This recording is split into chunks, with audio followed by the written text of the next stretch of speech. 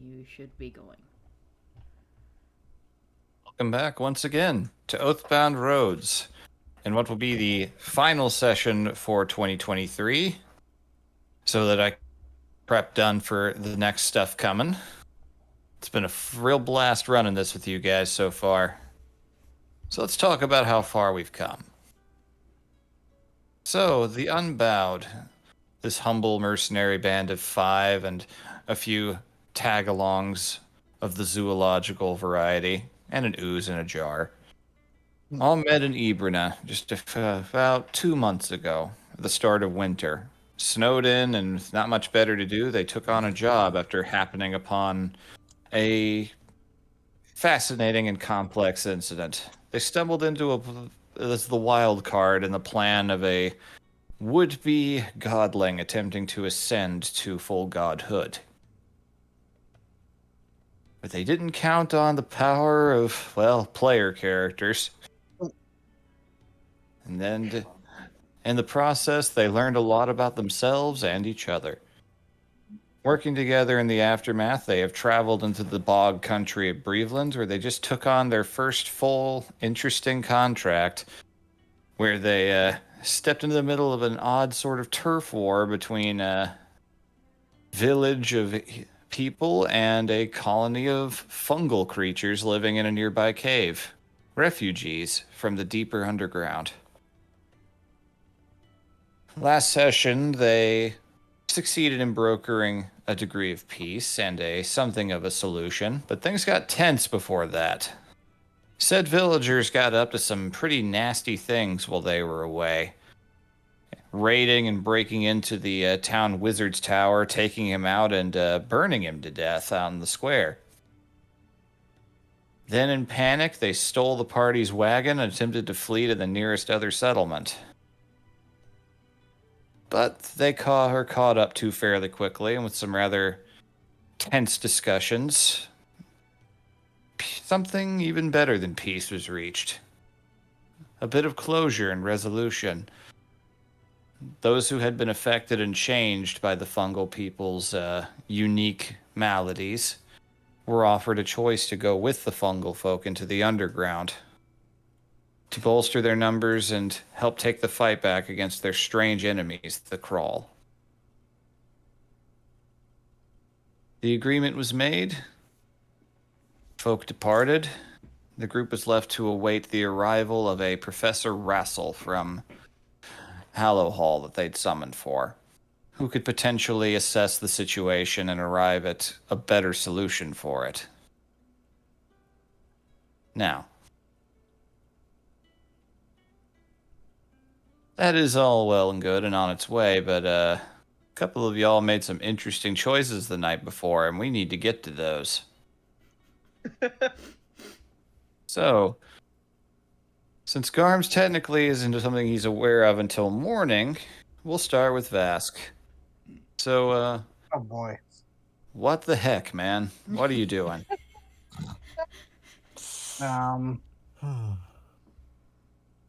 Suddenly remembering Quantum Leap because I just oh boy. Anyways, Vask kind of sitting alone after trying to fall asleep and kind of thinking, and then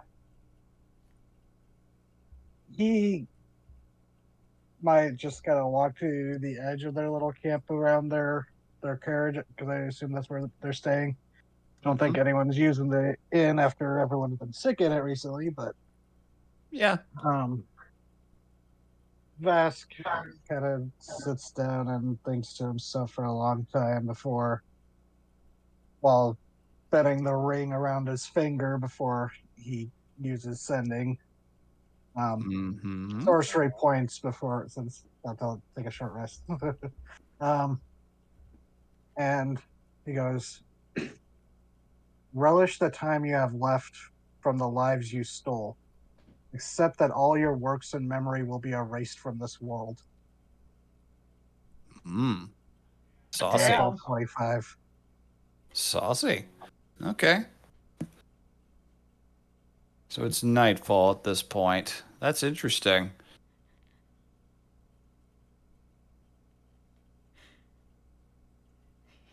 Just imagine that you're And- sleeping. I'm kind of debating if Vasquez is going to allow the response, since I think I might be able to do that with the Ring of Fine Shielding. Technically, I think you could, yeah.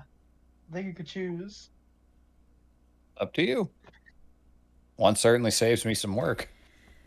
Yeah, that's true. Yeah, Vasquez isn't ready to hear anything he has to say yet. Yes. Just ending with blocked. Oh God, he sent a. Oh my God, he sent a non-hate mail. Sure did. God damn it! Like, All right. he might not even know it's from you unless he recognizes your adult voice, which is probably different than when you left.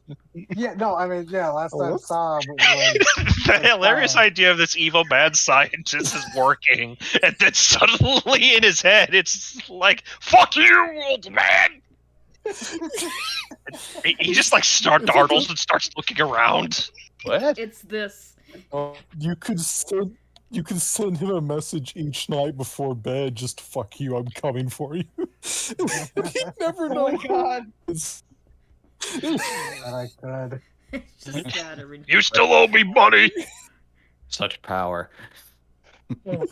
Sending really is one of the most powerful roleplay spells in the game. Ichabod calls up the authorities. Hello, I think I'm being harassed. I'm being stalked by someone mentally. Like, Grandpa Yeah. Grandpa needs his meds. Vask will not. Yeah, he'll keep the blocking of the ring up. All right, noted. I think the ring also protects from scrying.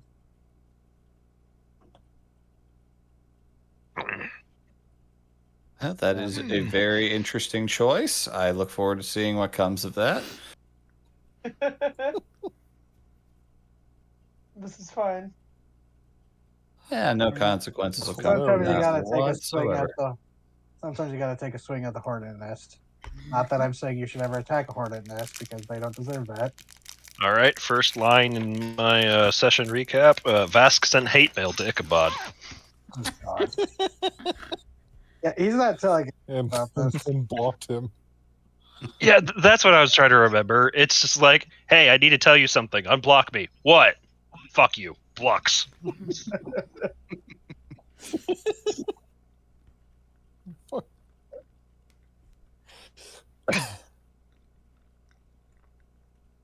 That's pretty good. All right. So that message sent, consequences maybe averted? Vask feels satisfied as he goes back to bed. I've done good this night. And go to I am satisfied with this choice. Yeah, who hasn't woken up at I 3 just- a.m. and it's like, I need to do this now or I won't go back to sleep. I'm just gonna imagine 10, 20 sessions down the line, we meet him face to face. Vask slowly smiles and activates sending, and he's just like, "It's me." He just I'm in points your head. you. It was me, Barry. You. Like, LOL, I'm in your head. Jesus. God. I can't believe Vask invented the telephone and hate mail in the same day.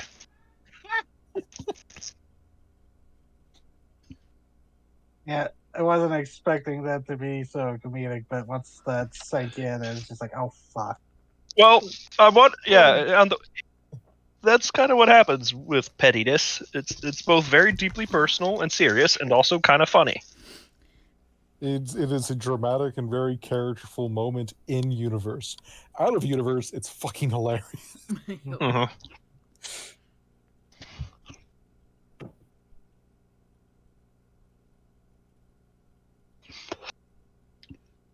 Yeah, but that's good. It says a lot about Vask. It does. All right, so you were able to sleep unharassed, unmolested, not visited in your dreams by anyone. Just imagining the confusion and potential anger. It's like, yeah, I sure told him. No, don't make me regret it. You did. You texted your abuser at 4 a.m. Yeah, I'm regretting this. live, Making you regret bitch. something is the DM's job. Like, I I'm lived, very bitch. happy you did it. I'm happy you did it because it's really interesting character shit. Yeah. I've been in this exact Yeah. situation, and I know it bites you in the ass. It's fine. It's fantastic. Where would we I'd do it be? again? Seriously. Where would we be if our characters didn't make in-character choices? Exactly. It's Mhm. wonderful. Like, Yeah. like throwing an old man down the stairs and then erasing his memory of the event. God, I wish that man didn't get burned alive. Yeah. I was going to leave Alright, him so we money can to throw him pay down for the the stairs doors again? we fucked. Another old man we could throw down the stairs and maybe set on fire. Jesus There's Christ. plenty to pay for his doors. I'm just thinking of that one line from the Mitchells versus the Machines, and the mom suddenly goes berserk when they threaten her babies. They see her just covered in oil, killing all these Terminator robots, and she just looks up and goes, "It's time for the bad men to pay for their crimes." Hmm. Uh, Don't worry, we'll be with you to throw him down the stairs.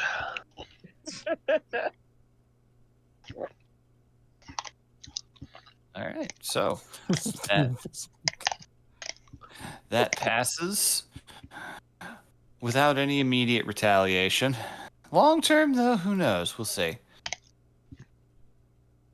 So, the next morning, as this was previously discussed at the end of the previous session, Garm, you awaken with no thumbs. that would be pretty upsetting. For most people. Yep. Strangely enough, you hear the sounds of nature. And your senses are sharp, very sharp. Color vision's a little wonky, but, you know. You get up, you realize it's a hard standing up on your own 2 feet, and then you realize you have paws. After your previous rather dramatic dreams involving Gortog and the inner wolf, you now wake up in a skin that you have been taught to fear and hate. But at the moment, it feels kind of kick-ass. Hmm. Seeing as there is sounds of nature, that means that must be a pretty good distance away from the village. You're not sure of your bearings at this exact moment, but yeah, there are nature sounds. Then you looking around, everything looks verdant and healthy. You hear insects and birds.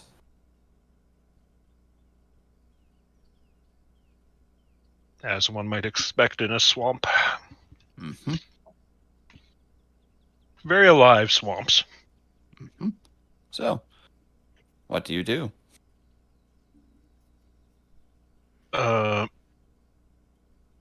Totally oblivious to the fact of the, oh shit, I'm probably far away. He's probably just trying to take in all the sharpened sensations. Mm-hmm. It is a lot.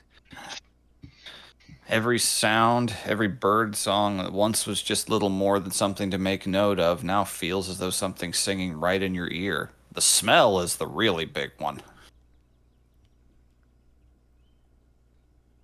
All of a sudden, just everything is hitting you all at once. You are learning the story of this place, who all's passed through it, what they've done here. Everything within recent memory, your nose reveals to you. Anything juicy? Roll a nature check. Oh boy. I'll give you advantage on this. Oh boy.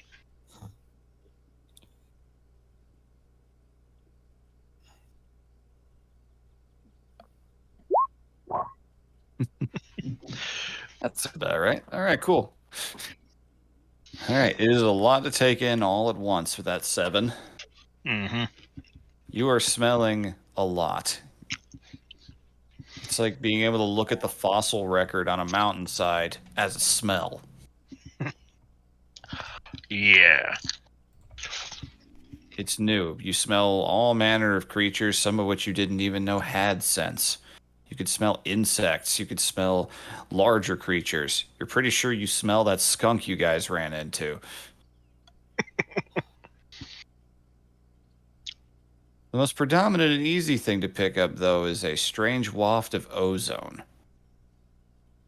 The distinct smell of storms and intense radiation. And you begin to realize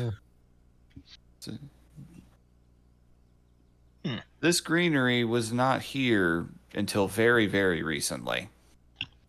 This is rapid growth on behalf of that sun eater creature. For the course of a day, it seems as though nature has returned to former splendor, maybe even a little better than it was before. Mm-hmm. He's just kind of try to get a feel for having walking on all fours and gently sniffing around, doing curious dog things. Mm-hmm. I do wonder if my animal hearing or understanding of Sylvan enlightens me to any wayward conversations I wouldn't otherwise hear. This exact moment, the only immediate animals that you can see are a little collection of ants that are beginning to come out from under the ground. And it's not so much sounds as just strange little sensations of command, of authority. You can hear bird song, which picking up on the meanings is a little bit easier. It's a lot hornier than you expect. Yeah. There's some serenading going on up there that you were just completely oblivious to just yesterday. Yeah, I mean, new real estate. It's like, hey, maybe check out this new tree. I was like, I'm the first to ever have it. Unused.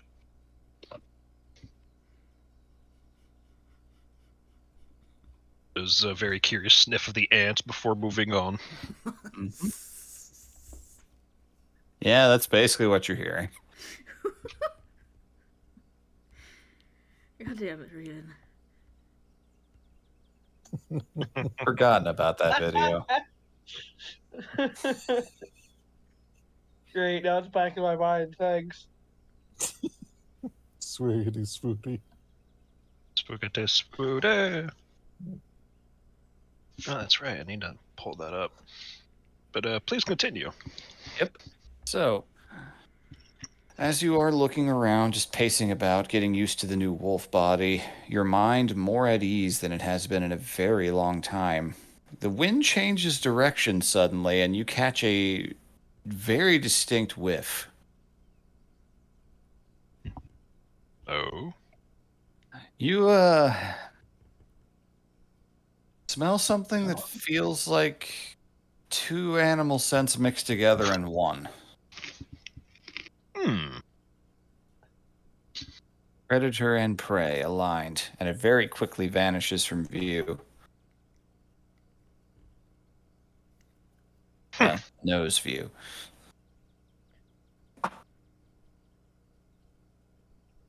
He does kind of think about it for a moment and realizes it's like, wonder if that was Biter.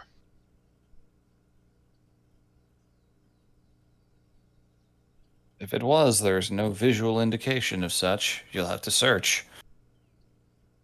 Absolutely. He is lost in the sauce. Mm-hmm. All right. Give me either perception or survival, your choice, with advantage. Radio.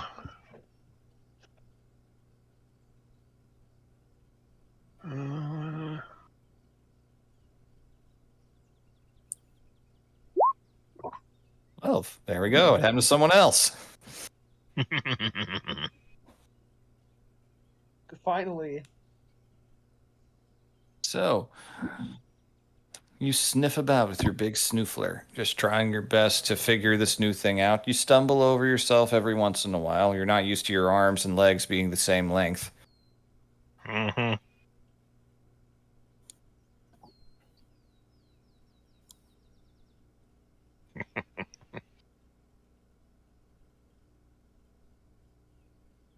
Eventually, you do happen upon where that scent came from, and you do see a set of hooves, hoof prints, rather, heading off into the underbrush. We're looking around and taking it in, realizing it. You realize that they had a clear view of you wherever they were standing.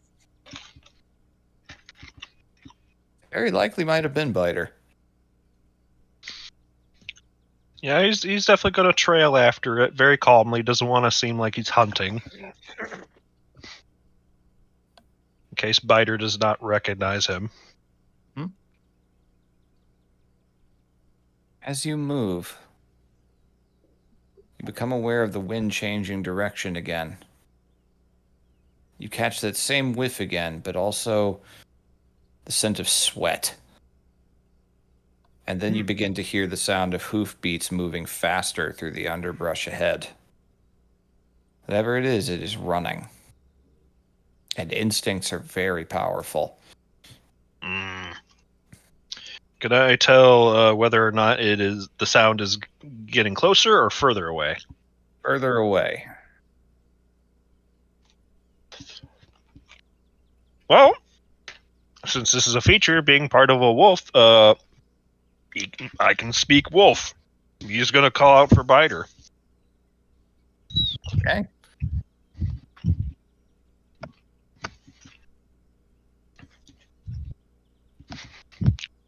All right. Just does a little plaintive howl. Please don't be scared.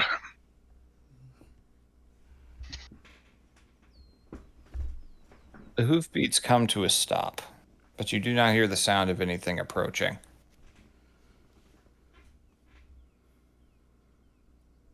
You'll start traipsing off in that direction and kind of keep repeating the sound. Yep. As you move forward, every time you reach a certain amount of distance, the running resumes. Eventually, he will.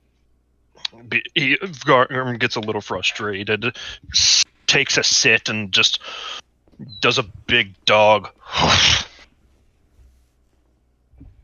You hear the same sound return to you from the clearing, and the hoofbeats begin to move away again once more. I think he's testing you. Well, that's a good point. He'll see how fast he can move with this new body plan. Mm-hmm. And I do have increased movement speed. And how fast can you go? Let's see. In this form, 50 feet. 100 feet if you dash, huh? All right. Yeah. That is pretty fast. Okay. How fast are you going to go? Well, he knows probably. He figures Biter could probably still go faster than him, so he'll still try to go max speed. All right. You move as quickly as you can. Your body, a well-honed machine. You begin to realize just how sharp these wolf senses are, not just in taking in incoming stimuli, but reacting to it. Low-hanging branches, logs, stones, anything that could potentially injure you, that could potentially ruin your ability to hunt, you respond to with mechanical precision, moving out of the way, around, above, below. You follow the hoofbeats, the sounds, the smell. Ever just slightly out of view, but you feel as though you might be gaining ground. It is getting louder. As he is running, probably the fastest he's ever like gone. Mhm. While there is still, I still want to find Biter. There is a part of him that sort of lifts up a little bit because he feels very free in this moment. Oh yeah.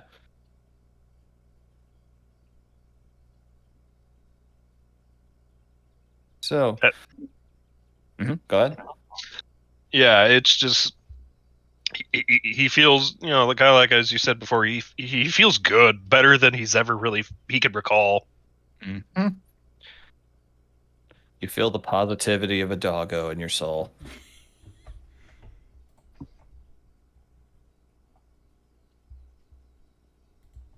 Yeah, that's very fitting, actually. So,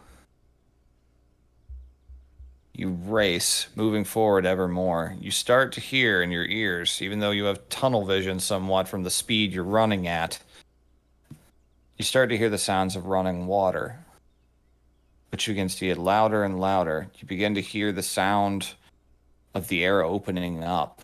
You sense that the trees are coming to an end soon.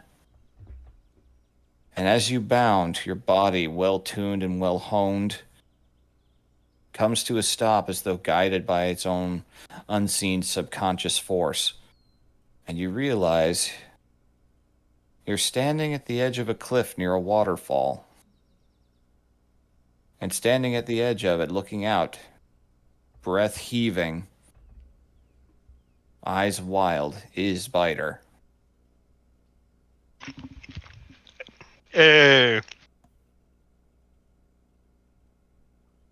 He's just going to try out a few. He's probably not used to the sound coming out of his own throat.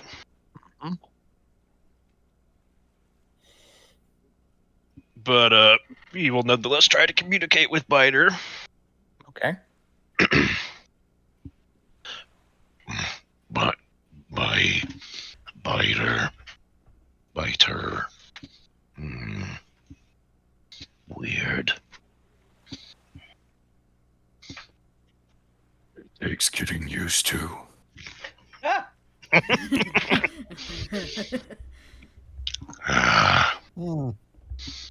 So that's what you sound like. To finally speak. Just clops towards you on hooves. I hate these hooves. I hate them so. But they do give me a little more speed than I'm used to.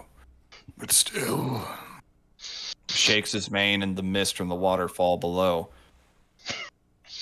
The first time I've ever seen you where you appeared at peace.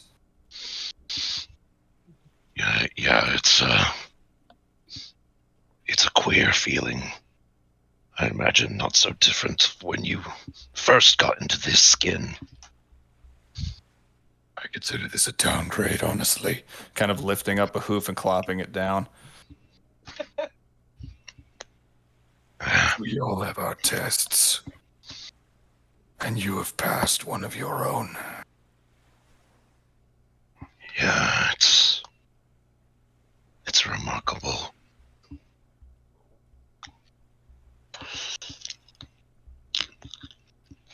Before this, did you always live like this?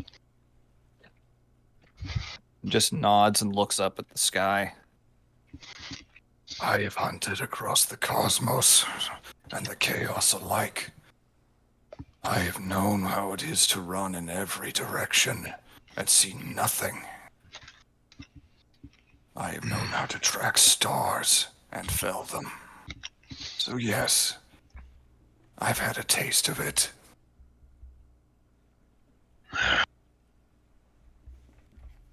I imagine you miss it. His eyes just narrow, just More than you could ever know. But we've all our charges. Mine is to ensure you did not lose your way. And I thank you for that. I'm glad you can hear me say that and fully comprehend it. You've been good to me.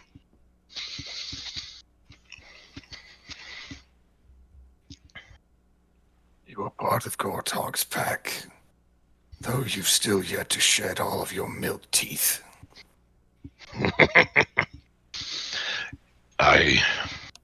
This will take some getting used to. There will be plentiful chances. This world is dark. We do not hunt here much. It is not our place. The other gods forbade him from acting too much on the behalf of mortals. If they come to expect too much, then they become fat, easy prey for the thing that eventually slips through. That's one way of looking at it. It is Gortog's way. And he has his own charges, like those who raised you and others, though their definitions have gotten a bit clouded.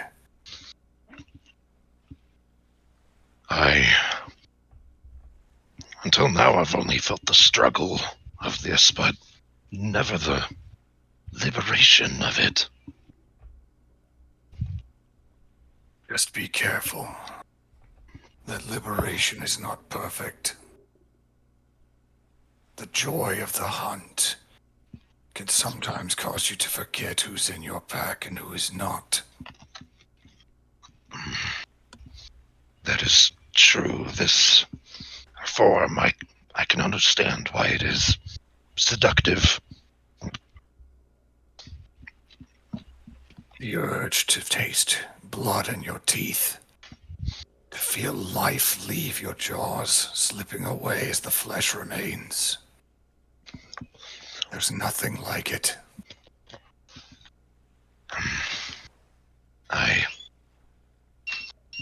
You have proven yourself worthy of this boon.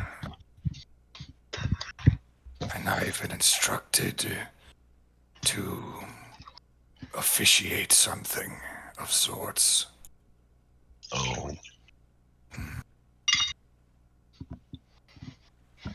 You are not the Garm I met lone and frightened in the streets, afraid of his own shadow.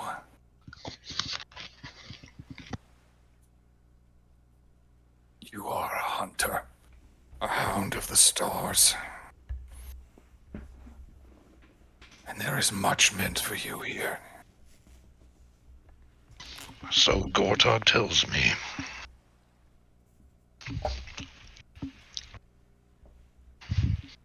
Though,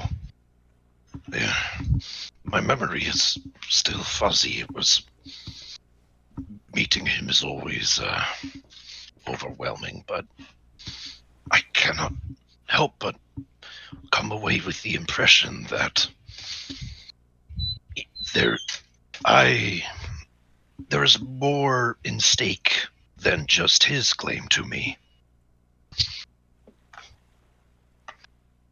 I find that odd. Your history is troubled and troubling, and it is not my place to share it.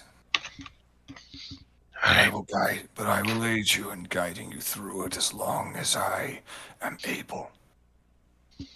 And when the time comes, when the mortal coil releases you, you will join the rest of us in the stars. I might like that. Never really given much thought to the future. Of course, I still have much to do here. Indeed. Where is Thornwake? I've gotten all turned around. On your meager, leather-clad legs, it would be more than a day's walk. Woo. But as you are now, you could be there by the end of morning.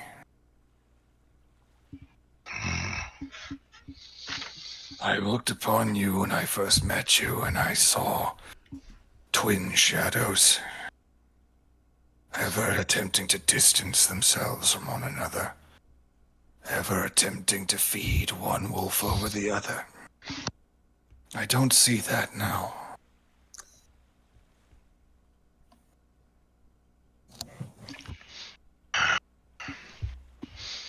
You are not the same Garm. So your oath is no longer held.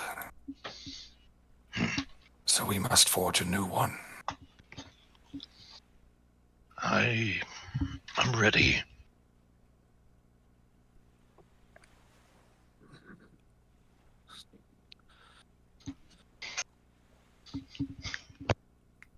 You see him kind of take on that shimmering, the dappled spots on his back becoming more visibly starlight. You see his fur, the hair on his neck raise up, taking on almost more of a maned appearance.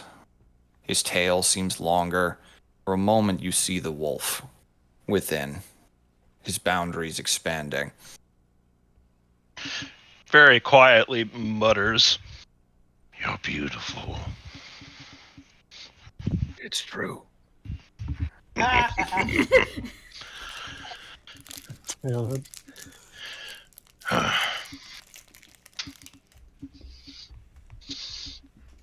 right. And he recites the oath of your new subclass. Hey. All right, let's see what I wrote here. Oh boy.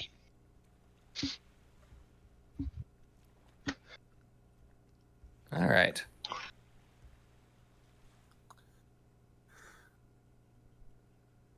I swear to guard the boundary of the mortal coil. I swear to protect predator and prey from all who would abuse this most primal and perfect of cycles. The chase, the kill, the evasion, the escape. I pledge to only take life from those who fail to protect others. Pray to not let the lust for blood overtake me. To not let so that hunter and beast might remain one. I pray and swear upon willpower and tenacity itself. That body and mind, whether aching or ailing, will never hold me back from where I must go. I swear to guard the moonlit nights and to fell them if necessary. Ooh. And with that, you have been officiated. You are no longer a vengeance paladin. You are a paladin of the Eldritch Hunt. Excellent.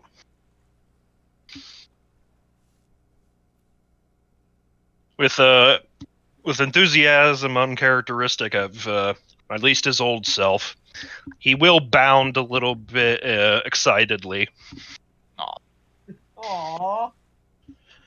Should also know Got that you're the zoomies. technically a large-sized creature right now, aren't you?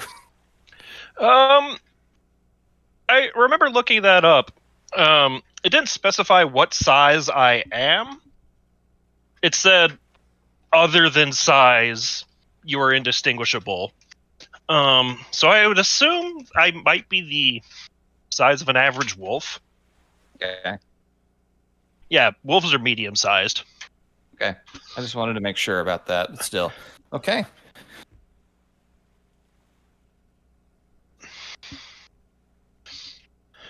He's got the zoomies.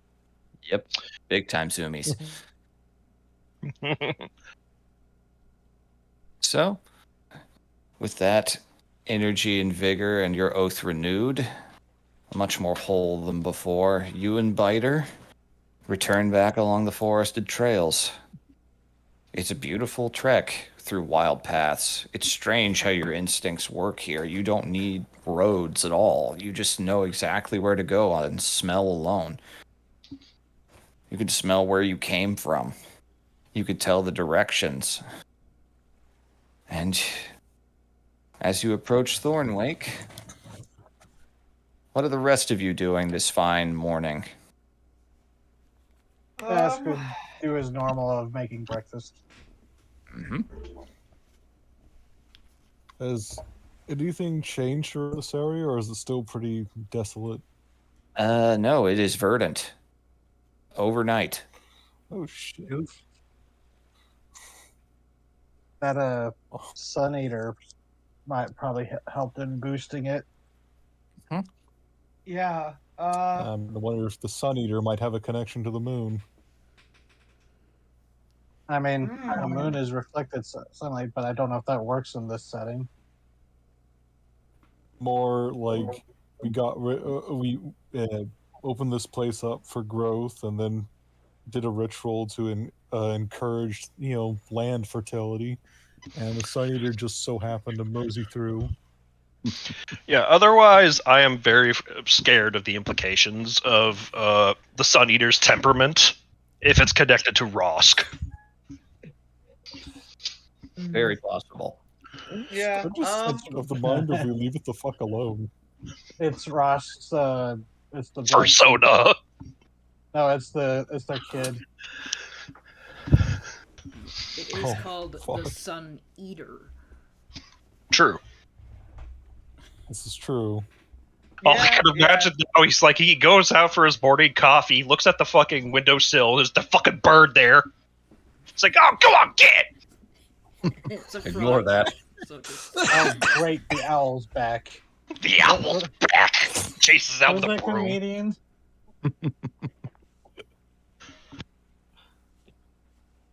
Okay. Hildegard's just kind of sitting down by the river, essentially just enjoying the feeling of this place being revitalized. Mm-hmm. I'm doing Yeah, fun just nerd shit. Do the classic, just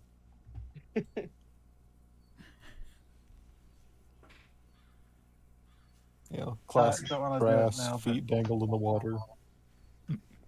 Nice. Gotta Don't wait either do here. it immediately, but Bask does want to talk to Vara eventually. I imagine she's Jenna. just sitting under a tree somewhere, reading her new spells and trying to, get the hang of how they work.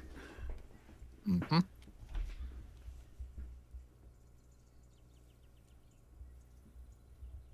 All right.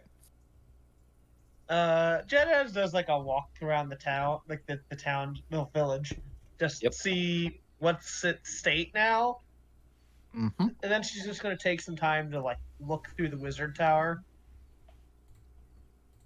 All right. Okay. So, as far as the state of the town, the few afflicted people who did remain, and non-afflicted as well, are still unchanged in that regard. Sunlight is still something they avoid, so they primarily stay within the wizard's tower's basement during the day and then do all their work at night. Okay. So, as far as searching it goes, there's really not much left to find besides what you did. Yeah, that's fair. So as you guys are going about your time, just enjoying a surprisingly healthy-looking environment out of nowhere, are you guys still technically like in the same area of the town itself, or like parked out near the outskirts?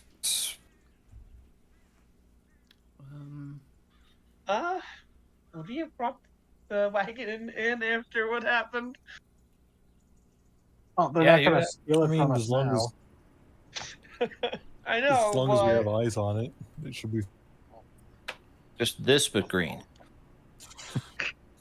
Yeah. Yeah, I imagine we're like Allegedly just some rocks. Yeah, maybe like here. Okay. Yeah, yeah. close to the road. All right. All right. So, not too long from when Garm would be showing up. How do you choose to do that? jump scare us. Me, myself? Just a moment, putting away some dog food. Give me time to... As Garm calls it, a deer. Or as I call it, food. Say, hey, what is the wolf word for that food? What is that food? How about that? Also food. Kibble. What is that? Kibble. That's a stick. That's a toy.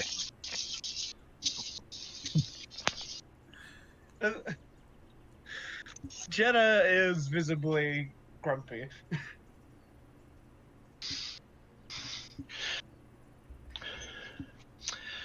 You said the town is pretty well flourished now, yes? Yeah. The orchards are largely back into health. They're not fruiting or anything as of yet, but there's leaves sprouting, grass beginning to grow. And is anybody currently with the cart? I imagine, since that's where we travel together and spend the most time, that's where the smell would be strongest. You would want to check that out first. Oh, yeah. You're probably not I far think away. like after the walk around, she'd head back to the car. If that's the timing. Okay. Whoever arrives back to the cart first, I would say over a rise, there is Biter's still accompanying me at this point, right? Yeah, he's sticking around. I would say on a little rise, slightly overlooking the wagon, kind of like from the direction of the tower. Mm-hmm. There's this. So, I mean, I know most likely it would be the birds who'd see For- first, right? Depending on how far the birds are, I think. Depends on what they're doing. Yeah, I think Raven We're said over something by about being over the water. Oh. Yeah. They're probably Yeah, not that's- like sitting with her because it's uncomfortable to be on the ground. They're probably like in a nearby tree or something. Near the orchard, then. Okay. Okay, so Hildegard's too far away to be aware of this happening right out of the gate. I'm always amused when I remember that not Hildegard exactly. basically lives her life like the original Resident Evil game What was it? camera system. Camera Yep. system.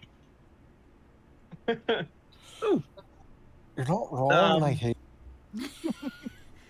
What? Not wrong, but I hate it. At least you don't have the same tank controls. All right, I gotta aim the Eldritch Blast correctly. Ah, fuck, I missed. God. What, by the no one way, else she was there hits to see Eldritch it. Blast. Jenna's just like walking towards the cart and like freezes and like goes into like a fighting stance when she first sees the giant wolf at first. But then there's like a pause as she notices Biter. Squints. Can I insight the wolf? Oh. I missed it was Garm, or is Biter also with Garm? Yeah, Biter's there. So it's like Biter there's like way, but can I insight the wolf? I don't know, Okay. Wolf, can't she? Wolf, can I insight you? Go right ahead. Cool. 18. Wow, not a 12. It's my first roll over the night. I would say, as you stare at this big creature, you notice it's like, huh, that shade, that kind of shade of like black and gray and brown hair is kind of familiar, and the big old golden eyes, and the wolf's eyes, the wolf's ears are not perked back in aggression or alertness. If Yeah. anything, it looks like a big happy dog. Aww. He's probably panting though because he just got done with a very long run. I'll tell you, like, her body language softens, and she's... Garm?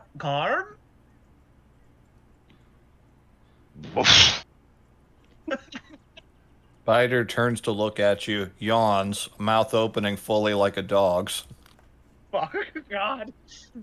Mm, then just trots off. Gar continues to sit there panting, trying to catch his breath because, but boy, that's probably the most he's ever had to run in one day. In terms of She'll distance. approach. I don't know. We ran pretty far to get back to Shemaeus fight. Yeah, That is we true. did. We did have a teleport on our side to get back sooner, but You did run a decent bit. Either way. yeah. Yeah. She will approach. that was boosted by adrenaline. True. I mean, I just saw a giant fucking wolf, so if one of us has adrenaline. God. Poppy. Puppy. Too bad. Can... You are Garm, right? I'm not sure if I can speak human well in this form. Raise your paw if it's you. You ever seen that thing cats or dogs do when they like raise their paw up and like kind of not aggressive, just kind of paw at you, swipe? Yeah. Yes, I have. That's literally what I was picturing in my mind. Does exactly that.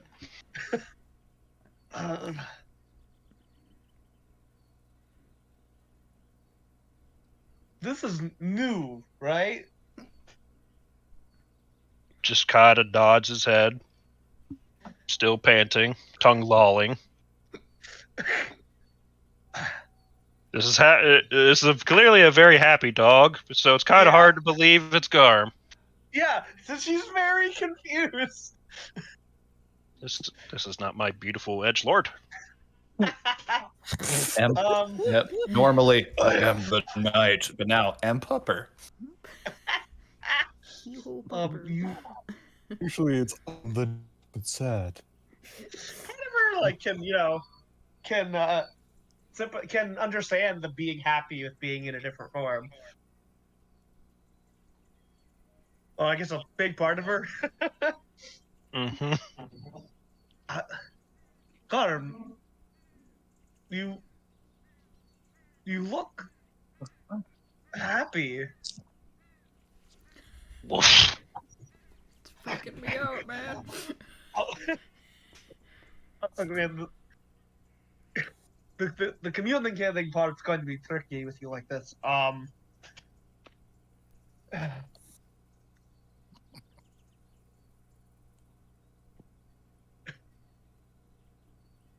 She looks around. Is anyone else here? No one will know. No one will know. Do it. You know you want to.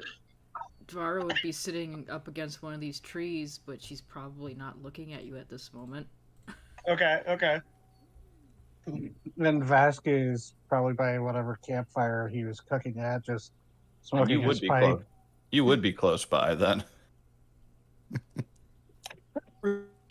Distance, but we're like still a couple 100 feet away.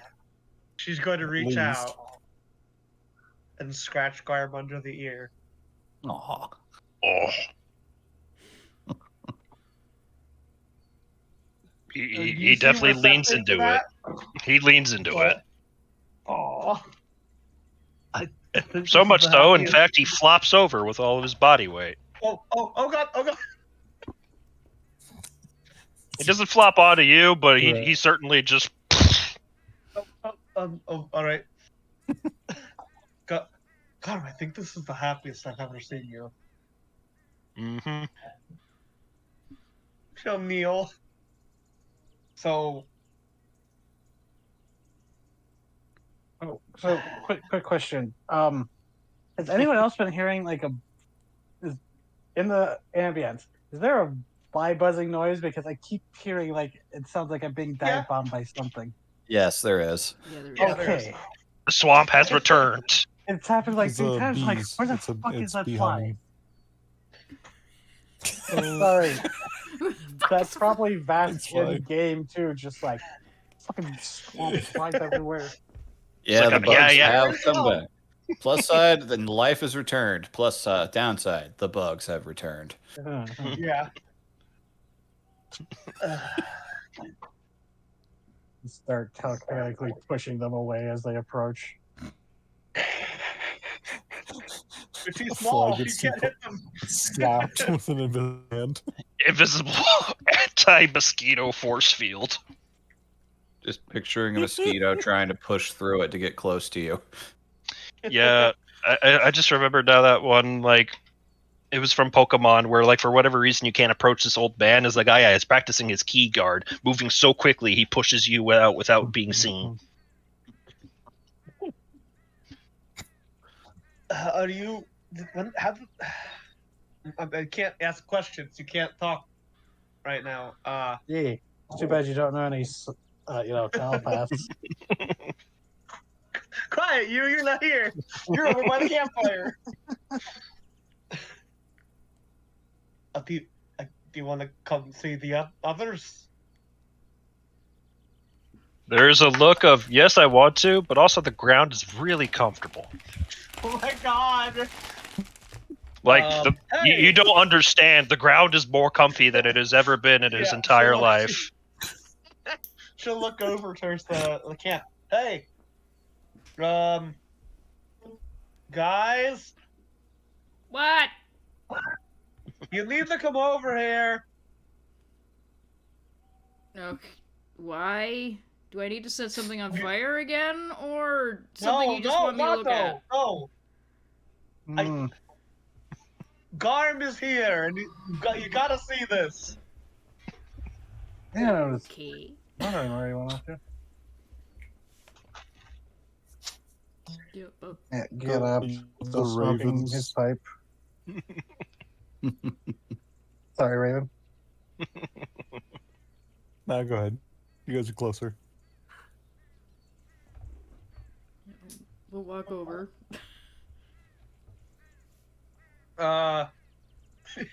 Motions towards the giant wolf.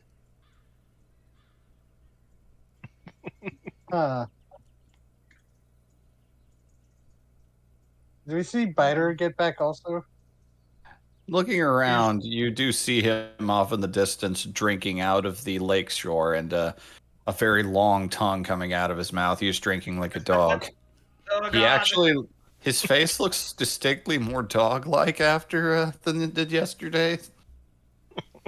Uh-huh. They don't even hide And that then shit look anymore. back. Look back to the new wolf. It's like, would I be able to piece things together? That there's a friendly wolf looking like this that showed up with Biter. It does look an awful lot like, I mean, you've seen him in his hybrid form. It's got a very similar fur color and complexion. It's just doesn't have thumbs. Then Vasco both out loud and telepathically go, Garm? Hi. Oh, hey, it's Garm. There is a split second of looking between, like, the wolf wiggling on the ground and everybody else before she's like, oh, if nobody else is gonna do it, and she puts both hands on your stomach and starts rubbing. Oh. He does tense a little bit. It's like, this is a weird feeling, but I don't. It's like, it feels good, but I don't know how to react because probably wolf instinct of something touching very vulnerable stomach. But at the same time, pet's good. Also, I am tiny. There is absolutely no threat coming from me. Hmm. But you're also perfect size for biting. I mean, I'm always the perfect size for biting. You look up and see the little weasel up on the hat, and you're all like, no, this one is not worth the hunt. Too tiny and way too much trouble. Too tiny, too violent. Yeah, Vas- that one's trouble is inversely proportional to their size. Tiny Vastral. Vastral will be like, don't be alarmed of this. I just it's easier than trying to call them. And Vasco use prestidigitation to do a few like a firecracker sound to try to get the attention of one of the birds. Oh, they were. One of them's actually already headed in that direction. Is they're moving tree to tree hopping. Once this the one of the ravens sees people gather around the paw tree, then it suddenly you notice it like duck its head and flare its wings, all feathers poofed out, like put directly in its ear. So yeah, And you just then, go. like, Oh, whoops. So it's just pop. it's just eyes wide. What the fuck? Then and like Alexander Armstrong run. Oh You jeez. know, just the pounding that from the shore. Raug's clinging to the shoulder, flailing, trying to hold fast against, screaming, probably screaming, "Crazy bitch!" As she just runs, immediately just circles the dog's neck in a big hug. Oh Like, my have you seen God. those like you've seen like tiny people with big dogs and they just treat them like giant stuffed animals? I've Yeah. seen normal people with wolves, so yes. Yeah, that. Like just wraps arms around and just snuggly dog for just.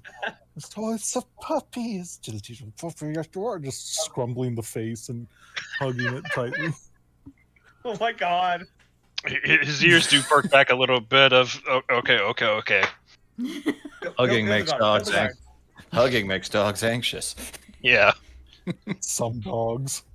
One Yeah. part of me is like, yay, hug. Other part of me is like, oh, okay, you're messing with my very sensitive whiskers. Hildegard, careful. That's Garm. I don't think he's used to this. Just, yes, he is. He stays clear like the whiskers and eyes and nose, but she's still just like, Oh my God. oh, See, you know, pupper. hugging and petting. It's just like, I see pupper, I glomp. yeah. She's like, She rubs is- the back she of her is- head. Looks awkward. She is 10 years old again. Yeah. Looks over at Garm, like, shrugs.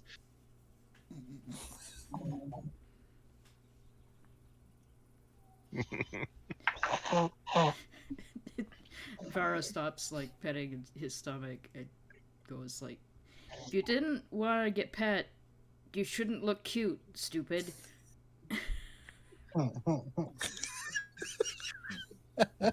There is definitely a doggish.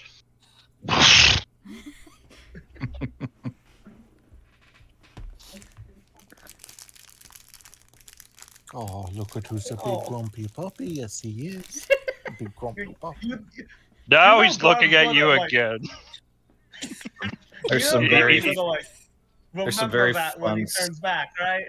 there's gonna be some very fun side eye happening right now, I'm sure. Yeah, the bombastic side eye.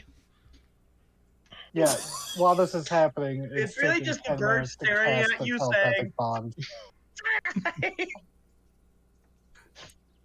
I could just hear. I just imagine Raug and Laug are both going, like, cheering on her bad behavior. It's like, baby man. Baby man. If they say Puppy baby man. man out That's a loud, fire for baby. if they say baby man out loud, Vara will get the most shit-eating look on her face and go, "Yeah, baby man." Fur Oh, baby. God, no. No, Sad little woof. Oh my God. Guys, give him some air. Jesus. Yeah, he will get up now. It's like, okay, if I remain prone any longer, they will continue to abuse me. Abuse! Abuse! Cries the dog as he's being petted.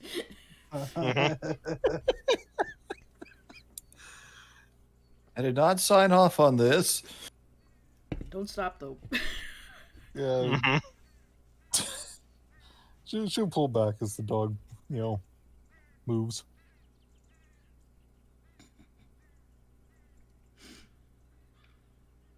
But eventually, 10 minutes will pass and we'll have telepathic bond pop up.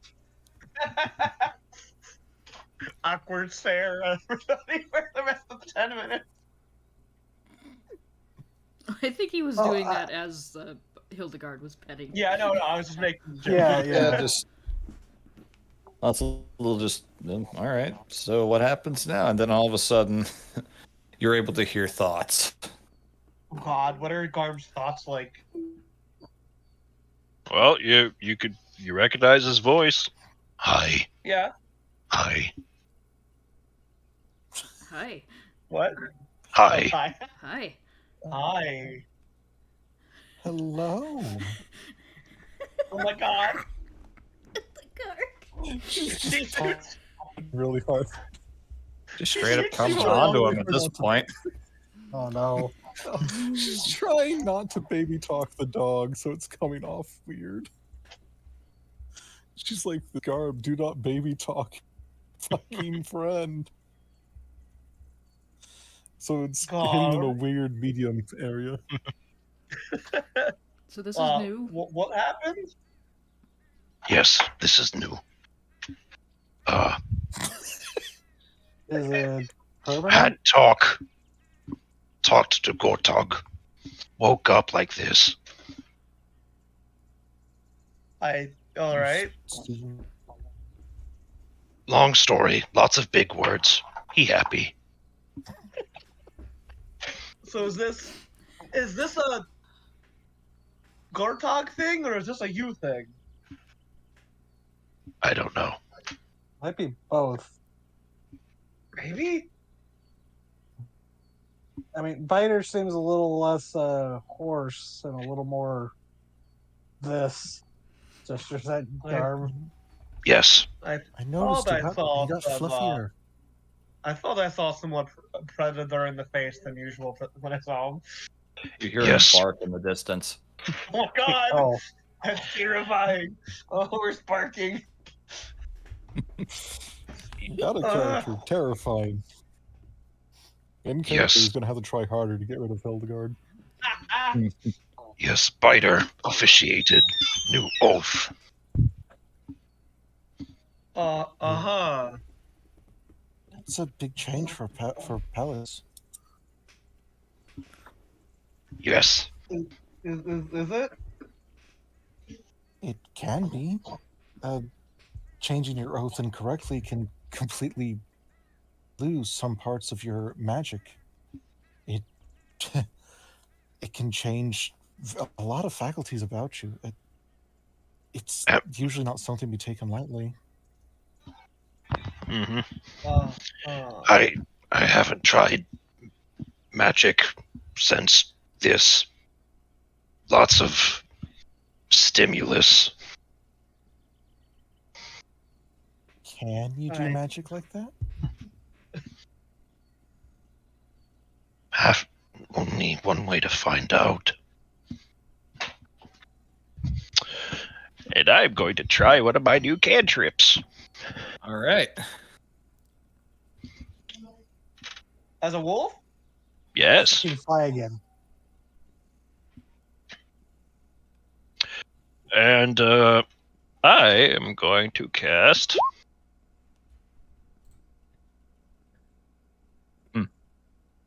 All right. the non-offensive option. I don't think I'm going to be sniping the birds. Oh. Oh yeah, that would be good.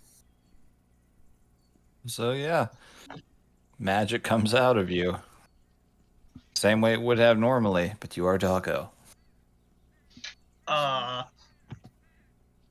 Yeah, just a little mote of starlight like appears. Okay, I'm And imagining you doing a little. Starlight. a very small, very gentle woo. Oh my god.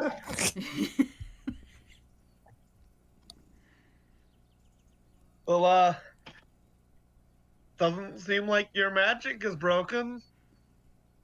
Couldn't do that before. Oh. Okay. It looked like fun. And did you return back to your previous self?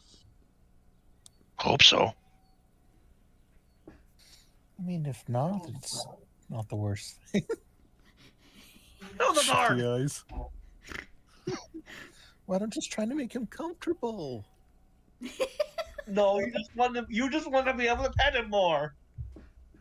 Hildegard's right. This is very different, very nice. I'm But not saying it's bad. oh, you have no idea.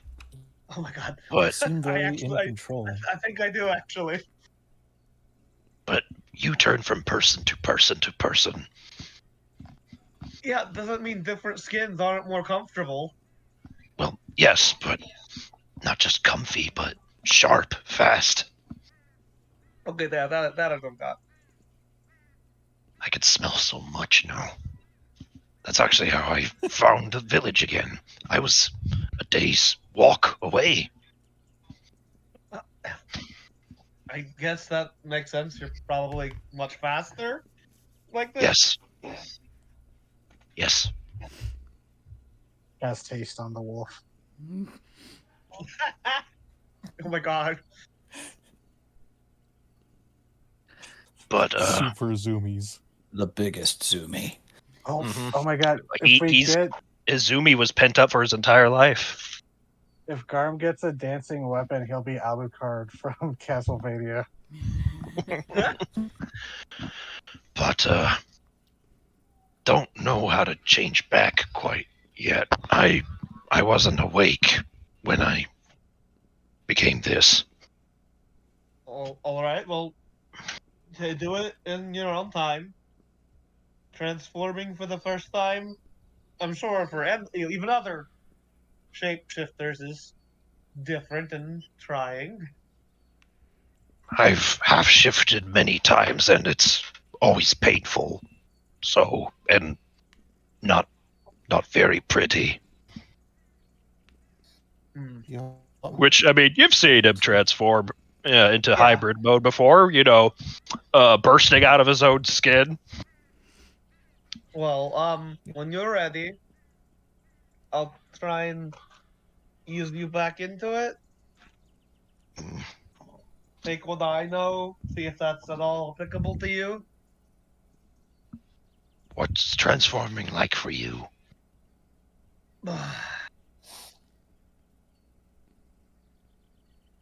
Oh, that's a complicated question. God,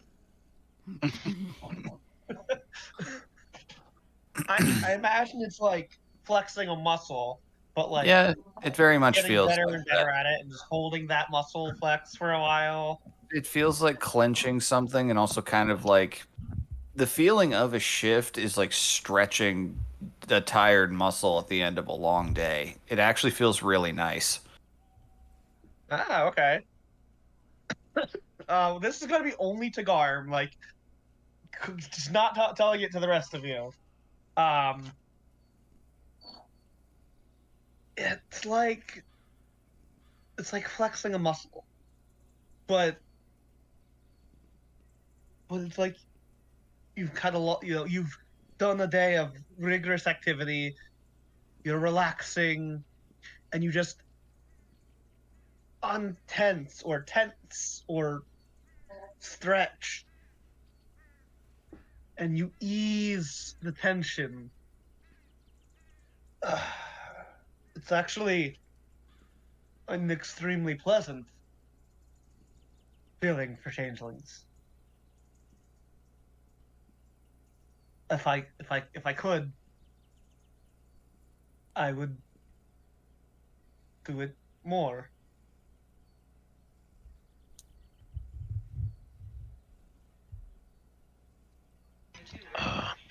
I think the rest of you probably see a little bit of a flush come over her face, Uh, even though only Garm can hear it.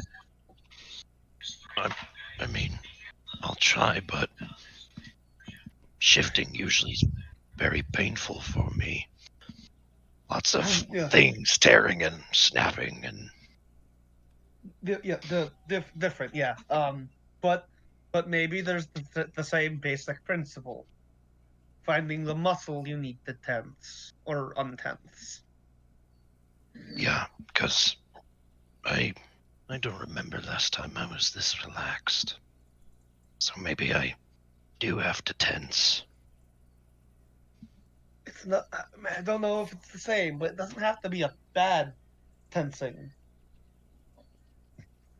The muscle is being sore from inactivity. That is still, you're just tensing a muscle, but it's still a pleasant tensing of the muscle. I can try. When you're ready, doesn't need to be right now. Enjoy your skin. Yes, enjoy the flesh. I mean, yeah, sure. I did say that in character, but just yes, revel in the flesh. Enjoy your meat suit. You sound the happiest I've ever heard you. You look it too. Enjoy it for a bit. Thank you. So reach out and just give him a gentle pat on the head. Thank you. When you look back, you see Vask trying to line up a mine sliver on this fucking fly that keeps dive bombing him. I don't think it has enough mind to sliver. It might be like the fucking lesser crawl. They don't have enough brains to be psychicked. God. Maybe mosquitoes in this world are a form of fellspawn. Oh wait, I think my this God. might be how he finds out he now has shocking grasp. Like, oh, there's a mosquito. Slaps his arm, zaps it. What? Oh, sweet. Add bug zapper bastard. to the list of Vask's inventions. Slap Just you on, imagining turn him on your light. Yeah, it comes from your Yeah, he fluorescence. just starts strobe lighting to attract all the Oh my mosquitoes. So now, whenever your light is on, it buzzes like a bug zapper too. Oh no. Even more noticeable. God, if that Downside, you did attract exist- insects. Downside, you attract insects. Upside, none of them can survive proximity to you. God, if that had been like there was an auditory thing to him glowing in the first place, he would have got a little bit more mad sooner.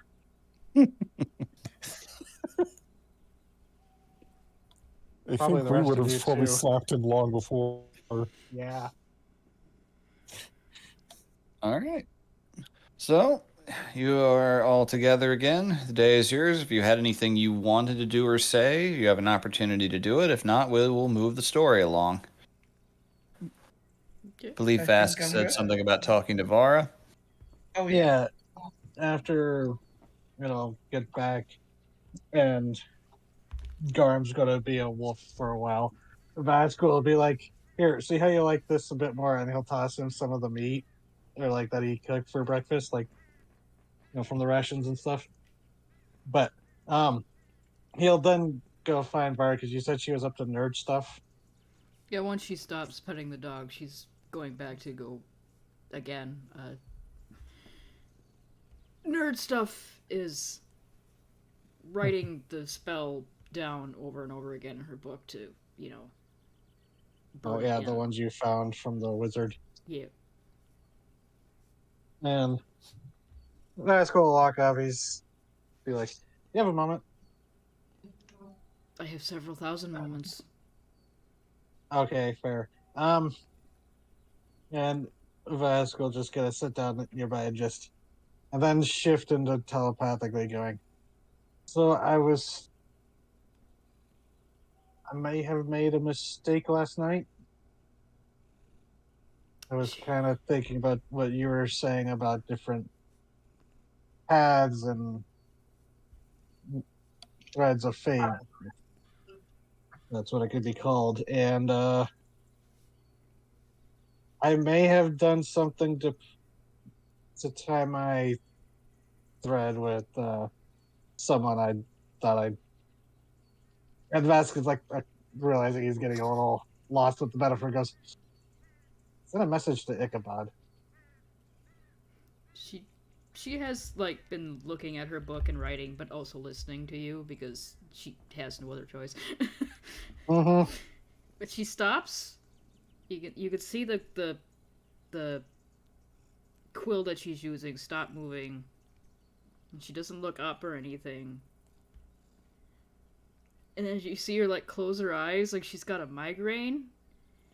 She's like, "Oh, that was like 10 paths that just got nuked in my head." Oh. Yeah, sorry about that. I was worried that would happen because I thought about it. I realized I'd separated myself from the path that I promised I'd take years ago and felt like this was shifting back onto that path, perhaps impulsively. She she still doesn't look up, but she does resume just kind of just writing. And she goes, "Well, I mean, Kitty. yeah, she's biting me because she wants me to feed her, but I want to finish this scene." So, I mean, not to.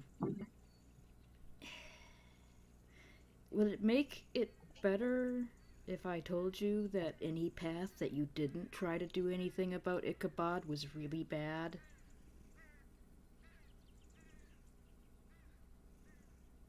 I guess I would just affirm what I always suspected, I guess. He's too big of a problem to ignore, especially now that what you saw.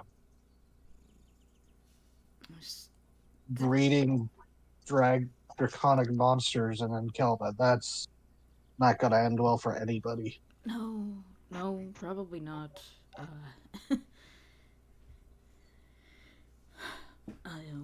Like I said, none of this, and she like does a clockwise motion with her finger up by her head, like Mm-hmm.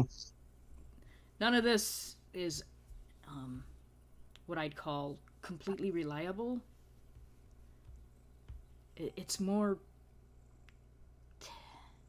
possibilities that only become more solid when the path is stepped on. Does that make any sense? I think so. You don't. You see the possible paths. You don't see the actual path until you walk it. I see the beginning of the path, and I see sometimes the end, because the path is so short if I step on it.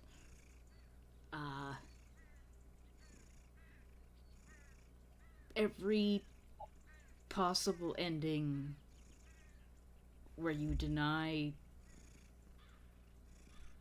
what Ichabod did to you and deny yourself basically the chance to put him behind you, I guess is the best way to talk about out murder of my old man, I guess. All those paths are bad.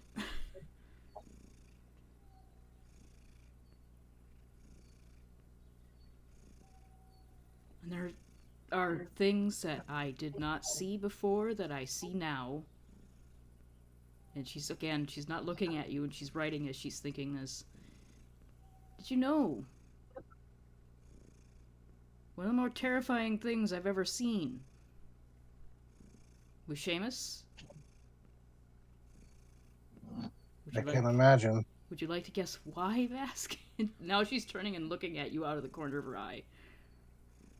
He was made up of so many lives, right? He wasn't there before I actually looked at him.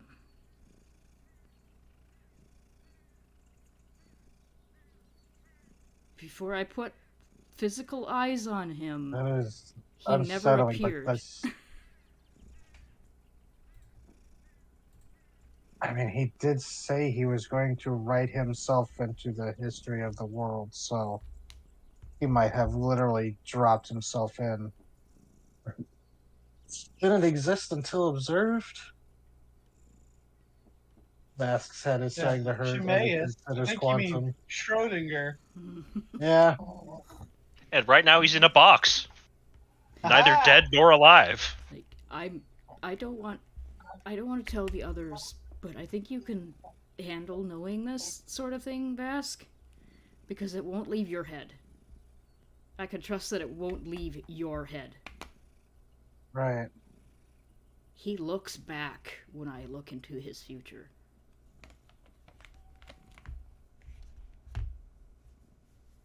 That again, that kind of makes sense with how he manipulated the seasons.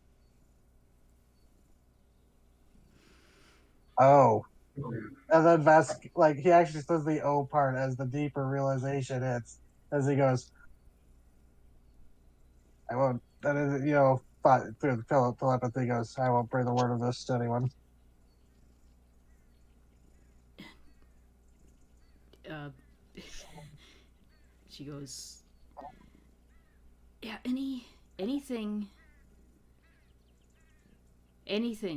that brought him into being, which is partly Ichabod's fault, as I'm understanding it. Yeah, some of his work was based off of Ichabod's, yes. That shouldn't Manipulating exist. Hellspawn. Whoever is looking into things like that needs to stop or be stopped. This is the most serious you have ever heard her thoughts, because most of the time it's like it's got background humming in it. Uh-huh. It's like still.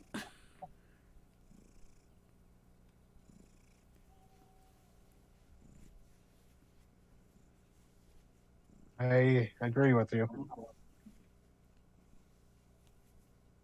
Then her eyes like fade back into dullness, and she goes, "So what'd you tell him? Did you tell him he was a bitch face?" Essentially, basically promised him he would die and no one would ever remember him. You should just I bother mean, him. if I had my way. You should bother him like every time you can and just call him a bitch.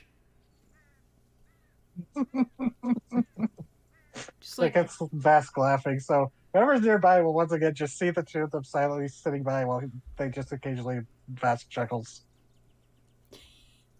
she's Sorry. she's gonna take the opportunity to just inundate you with jokes about what you should be doing to him as you send him sendings. Oh god, yeah, a fucking college student would know how to fucking bomb a professor with This is 3 just gonna a.m. straight I up. was just thinking that. This is just gonna straight up turn into Bart Simpson calling Moe's all the time, isn't it? God. I was even just thinking about how Vask, the oldest one in the party, is going to the youngest one, Vara, and like discussing all this. Well, her brain's College fucked up, student. so How do you do, fellow kid? okay. Oh god, just make it Ichabod Skinner. It's like, I know you can hear my thoughts, boy. Pathetic. So That's there's still one of the funniest recurring jokes that Bart is actually telepathic. it's like get out of my fucking dream, my fantasies, Bart. It's like, what? Not even a thank you? to save your life. So yeah, Vara just gives you advice on how to irritate somebody as much as possible through sendings, and also gives you the stupidest joke you have ever heard in your life. Oh my. She reaches out and like touches your jacket. She doesn't like say this joke out loud so you can do it to other people. And she goes, "Is this felt?" No. "It is now." There's an audible. Ugh. And it glows as he face bombs. You would be surprised how many people actually fall for that shit. That's really fucking funny. God, I thought she was going to do the hey, you got something on your shirt. Oh god. Oh god, yeah, and then flick his nose and he just starts glowing. Oh, that would be there's ever an Among Us situation, that's Vask's tell.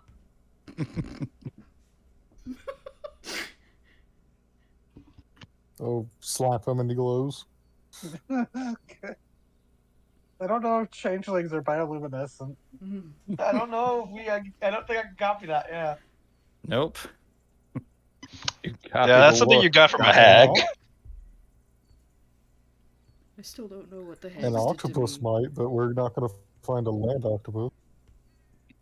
Oh, there will be a time when the other effects will come into knowledge. I know, and it's Jeez. worrying Oh me. God. I'm waiting for it every Longer session. PvE sets on those like fucking triggers, the more afraid I get. There's no sort of Damocles worse than a hag's. Mm-hmm. It's like, I rolled really good on that roll, so I'm gonna get something. Maybe that's why it hasn't happened to you yet. I'm gonna get I don't even remember what I rolled. I had my skin harden for a while. I remember what you rolled. Thanks, that's terrifying. That's terrifying. I don't like it. Okay, so I'm gonna end that scene there, if you don't mind. Yeah. Because I gotta go feed this cat before she takes my finger off. Yeah, Vask's not sure how much he'll actually use, but he appreciates it.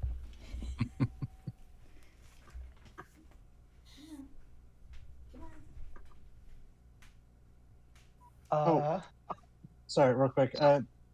Vivi, what was the effect for the cranberry? Cranberry? Let me see. The primary thing is that it can be used as a thrown weapon. Right. But I have to go back to my botanical table. Is Vask, with the time down, would try to make some travel rations. Oh yeah, Maybe absolutely. with that. Because I think if the effect's good, make some kind of food with it and save that for, it's like, okay, everyone eat up. We're going into battle. Yep. Eat Okay. your buff food. Yep. So the only thing it really does is that it doubles the effects of a hit die roll during a short rest if you eat it. Okay. So, could I cook the things I have into? Because I've got 4 of them. Yep. You absolutely can. With that time that you've got. Does anybody else have anything they want to do or not, or then we can progress things? I think I'm good. Well, minor thing, but Hildegard would like to clean and wash the birds because they just had a very traumatic experience. The axe speaks, I mean. Yeah. Aww. Yep. They'd be very receptive to that, yes. Yeah. And she washes them, she brushes them out, and if Biter gets anywhere close, she'll try to coax him. Same. Oh, Biter's in the water. Biter is currently enjoying himself swimming, and he swims away the second you try to approach him. It's like Why don't you let me love you? Like a dog that jumps in the lake, you're like, come on, we gotta go. And they just stay completely out of your, just out of your reach. Yep. Like they know. Yeah. It's gonna come out eventually. That's all she's gonna be doing. He dives down and comes back up with a fish. Would he crunches the Part fish? Kelpie? Joke's on you, I'm embracing the Kelpie lifestyle now. I've converted. I'd start growing crocodile scales.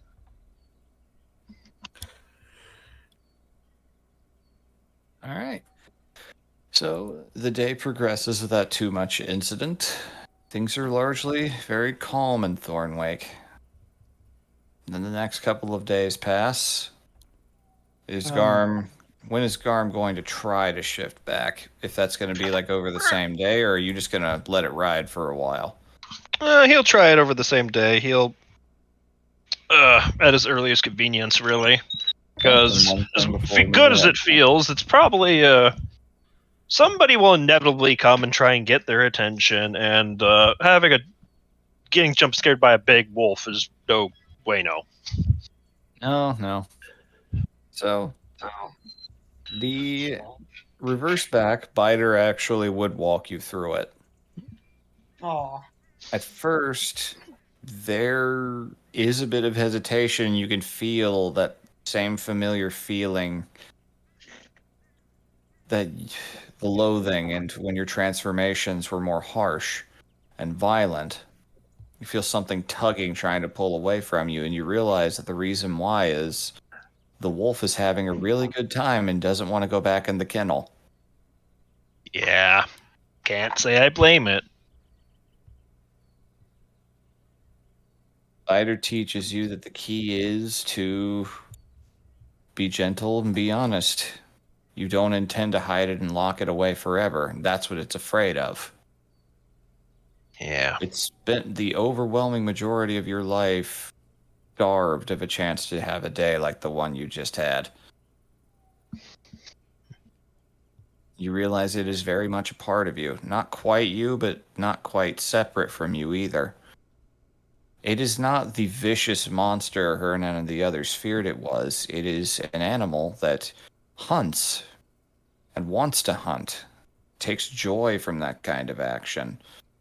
But it doesn't like being locked away, and the feverishness of a desire to break free and that neglect can bring about a madness. Mm-hmm. Your wholeness, Spider explains, the peace of spirit came when the two of you learned to work as one, to trust each other. You just need to make sure that you reward that trust. Mm-hmm. Makes You sense. are your own doggo.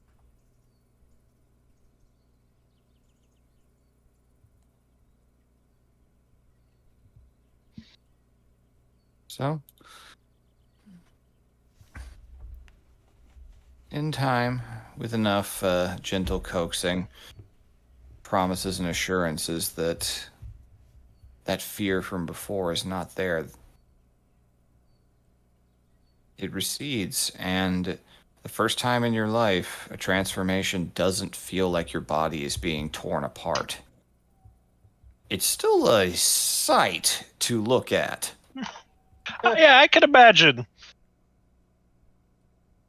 But it doesn't hurt. It just kind of feels like taking off one outfit and putting on another one. Mm-hmm. When as you return back to your old self, you can feel the wolf in you, no longer caged, no longer chained down. It's looking around inside of you the same way you were in it. And it seems pretty alright with this. Find yourself strangely fixated on your own thumbs for a second, though. Yeah. Mm-hmm. You are able to return, and all of the clothing and armor and the like you wear is back on your person as soon as you shift back. Handy. So no, you did not leave your silver armor out there in the middle of the woods somewhere.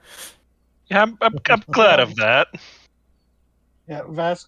I was actually gonna ask if like his weapons were gone, because like if we'd seen his axe was gone and he was gone, it's like okay, maybe he was off like getting actual firewood. But That's a good question. Your gear returns to you when you shift back. So, over the couple of days, Vask would try to find if any have regrown some of that bloodthorn, I think it was called. That the town was named Bloodbriar, after. yeah, it's Bloodbriar. growing in pretty fast.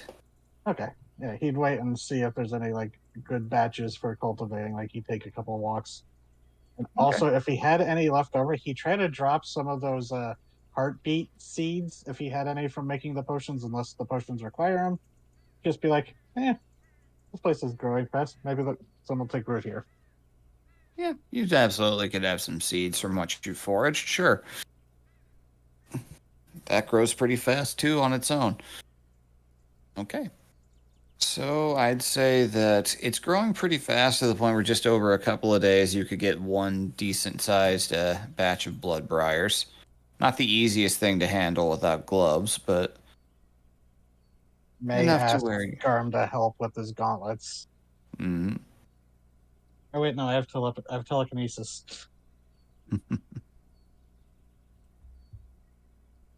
So batch of bloodbriar. Yep. All right, I'm a game hoarder. Yep. And to remind what bloodbriar does, it is largely considered a weed and also a bit of a parasite because it can drain the blood of anything that it is tapped. Sometimes Ooh. also known as the vampire vine. Nice. It so long as you're not like drunk and fall into it, you're not in any major danger, but the needles are hollow, as you remember the now deceased wizard saying, and many doctors and the like are actually very interested in the potential medicinal properties of it. Yeah.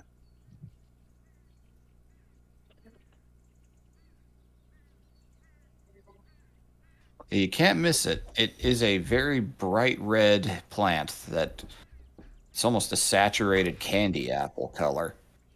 Ooh. All right, so you obtain a batch of that, plant some heartbeat seeds. Vasquez totally the kind of weirdo who would keep a pot of that on like a windowsill and just occasionally toss it a mouse or two. Noted. All right. Tell the birds to watch out for it.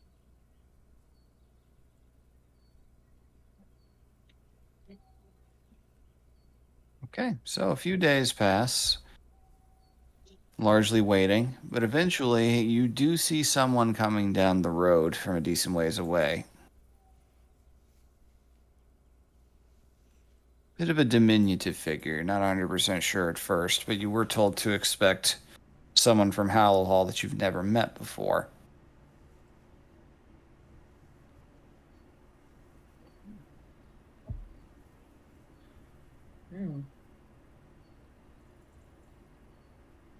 All right, let me see.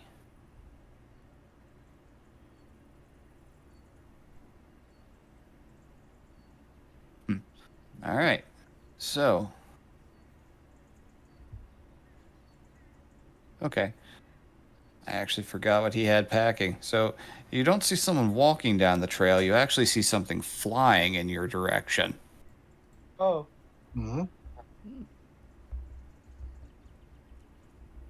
Coming from the northeast. If anyone is out and about, I'd say we're approaching sunset. You may make perception checks to attempt to glean details of what this thing you're looking at is. Okay.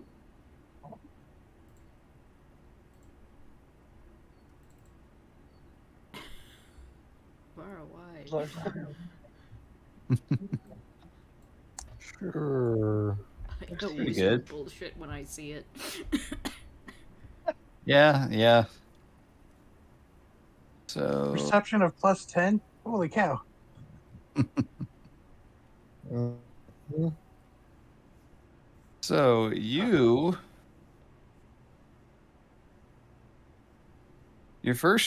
not sure what you're looking at. Vara, you notice it first, but it's actually funnier to talk about how Vask sees it.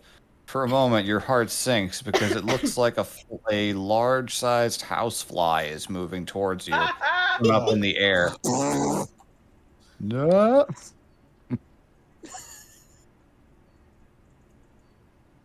Timing of the buzzing actually happening right after. Yep. It is big and it is loud. And the closer it gets, you realize it looks like a horsefly. Mm. Horsefly about the size of a griffin. Oh, I think I, as a player, know what this is, but would any of us recognize this? Vara, actually, you recognize it immediately. It is the favorite form of transportation of Professor Rassel, your transmutation teacher. Oh my He God. possesses an onyx figurine that he can enchant and turn into a giant fly that he flies Yeah. around on. Oh, it's Rassel. What? Yeah, he just does that. Who? Oh, Fucking wizard transmutation bullshit. wizards are weird.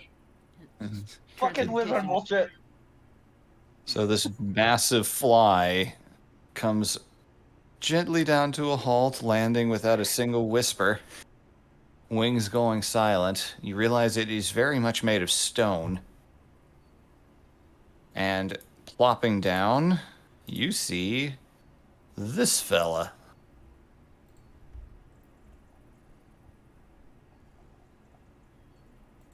As soon as it loads. There we go. Oh. A kobold. Yep, you behold a somewhat dressed for winter weather, more so than the Behold surrounding the kobold. environment. Copper-scaled kobold with a monocle across one eye, dressed rather nicely. Just see. Oh, hello there. I assume you must be the Unbound I was sent to check on. Reuben sends his regards. Now. Just kind of leans back, popping his back a little bit and rubs on his butt. Oh, several hours of flight. Oh, Vara, there you are. That's right. You got kidnapped by these people. I sure did. Well, you look happy. That's been great. 10/10 recommend being kidnapped. I'll remember that. I'm sorry, you. Well, I'm sorry, what? What? Just a little friendly banter is all. Hello, one and all. I am Rassel. I am the transmutation professor at Hallow Hall. Reuben sent me here claiming that his favorite mercenary band apparently found something interesting. I wasn't given a ton of details. I was woken up at like 4 in the morning and told to get my fly and move. Hmm. Have you ever met sentient fungus? Met many kinds of fungus, but sentient ones, no. It's kind of rad. Uh, actually. They left, Yeah. right? They went back into the cave. Oh, okay. You've not actually heard a peep or checked in on them. Wonder if I could. Well, And only one way to telepathically find the out. group, it's like, should I reach out to the queen Contact The warning- Oriel. or Warning Spores? can't hurt, yeah.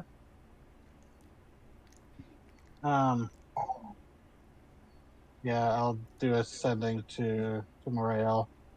Going, All right. our wizard ally has arrived. Did you still wish to meet with him? Might be able to provide assistance. If you're still here. I don't know if that was enough words. All right. There's no response. Oh. Is it like that they did? Can I tell if they chose not to reply or if there was, this line has been disconnected? Let me see. You didn't feel like you got hung up on or anything. Left on That's red. a little more worrisome.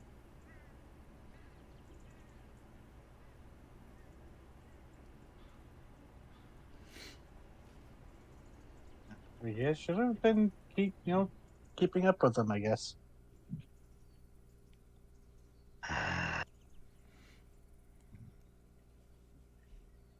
Well, there's certainly something to come to. I'm guessing it's a bit of a long story. Yeah.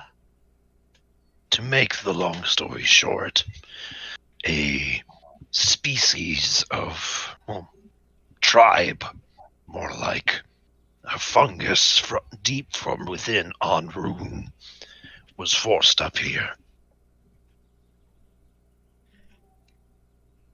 Anything to do with Anrun is instantly going to be interesting. You're driven to the surface by a new threat, swarming monstrosity, and point to the scythe arm that's like hooked up as a trophy or in storage on the side of the cart. That's the weapon of. That's one of the limbs of the largest. Wicked implement. The largest that we encountered in a small foray of them. But they hurt a lot. I can vouch for that. Kind of rubbing at his fucking where he was slashed. From what I could tell, and Ruben may find this interesting, they had a shared mind. Is that so? Fungi have always been interesting. I've always wondered at the potential of magic to affect them in such a manner. The Yes, fact I mean, that one of them both is within... the fungi and the crawl, this threat, they both had shared minds. That's what I meant, sorry. Ah, even more interesting. I mean, hive minds among chitinous creatures are not that unusual. Sociality and the like. So I was sent here to examine and potentially find a way to transport them across the open air. Yeah. Yes, they are extremely sunlight adverse. Like, Everything in Anrun is, according to the stories. and There are people in They've- town that are partially changed. That is interesting. That's something I can do right now. Yes, Give it some those time, are- see if these fungi speak to you again. I will see to the survivors who remained, see if I can glean anything. This way, then. Aye. Vasquez feel a little worried they didn't respond, but it's hoping that because it's daytime, maybe. Yeah. Nat looks. Dimitri looks at you like, is everything all right, Vass? He didn't answer. Hmm. A little concerning.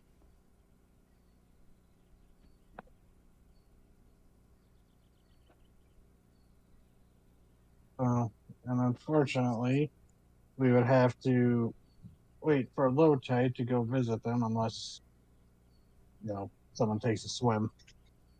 I mean, I could do that.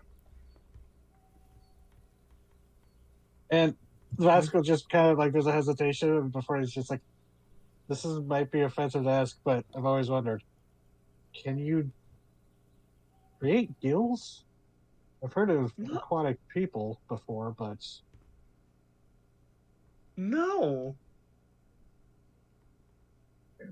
Vask shrugs. It's like, I'm sorry if that.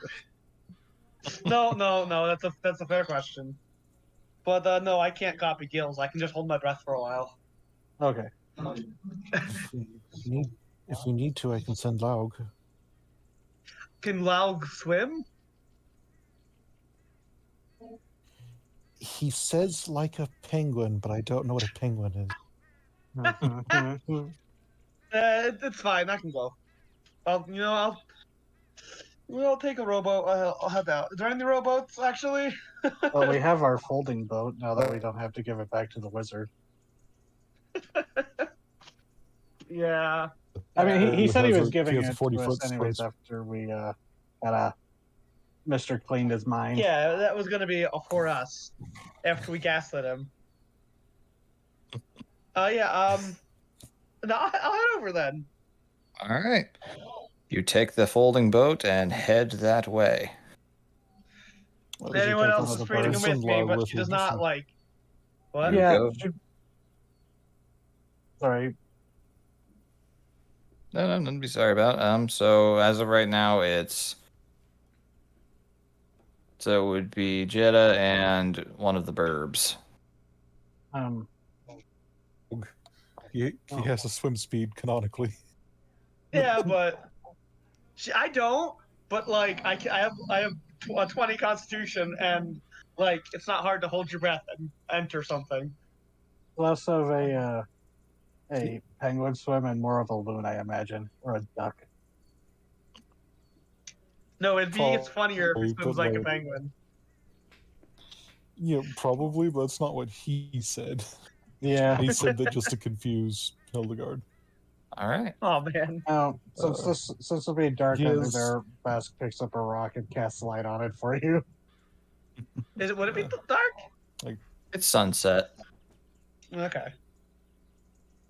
It's a cave, too. A sunken cave.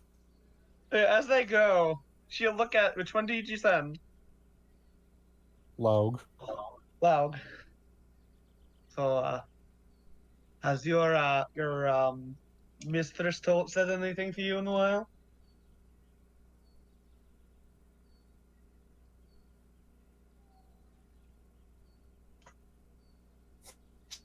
Okay. Well, I'm patient. You can say nothing this whole You time, just and I'd be fine. He just tilts his head and he just tilts his head at that and just said, "Good bird." Yeah, you are a good bird, Log.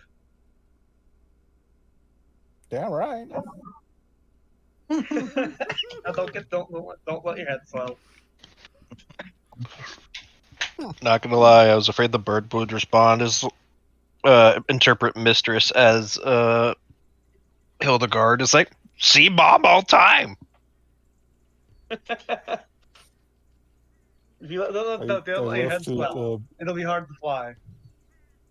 I left it ambiguous for a reason. Yeah. Oh, I just realized it would have been funnier if Vast cast light on the bird's beak. Oh my god. That is pretty funny. All right, so two of you head off that way, Jeddah and the Burb. Mm-hmm. Find the entrance. I can hold my breath for a while, and I'll just, because like the whole place doesn't flood with the tide, right? No, the whole place doesn't. A decent bit of the entry cavern does. Yeah. But I don't have a swim speed, but like that place wasn't big enough to really need to swim. I feel like I could just push my way through pretty easily. Yeah, you can Unless I pretty need to- easily do it. You have a high con, Yeah. so you can hold your breath actually for like an obscenely long amount of time. Yeah. Like 20 minutes almost. Yeah. Fuck. Adventurers are It's built closer to different. 15, but Adventurers are built different. So, yeah, you manage to swim in. You have light on a stone, so you're able to see through. It's very dark down there, even for dark vision. You're able to Yeah. navigate your way around. You are very surprised to see him swimming alongside you. he literally dives into the water, flaps his wings, and he swims like just one of those weird diving seabirds. And he swims really well. He has a 40-foot swim speed, so he's Goddamn. zooming. So he's a He's puffin. Umi. Yeah, Yeah. basically. It's I took one of the pack boons that lets my familiar just swim, so he's an all-terrain spy.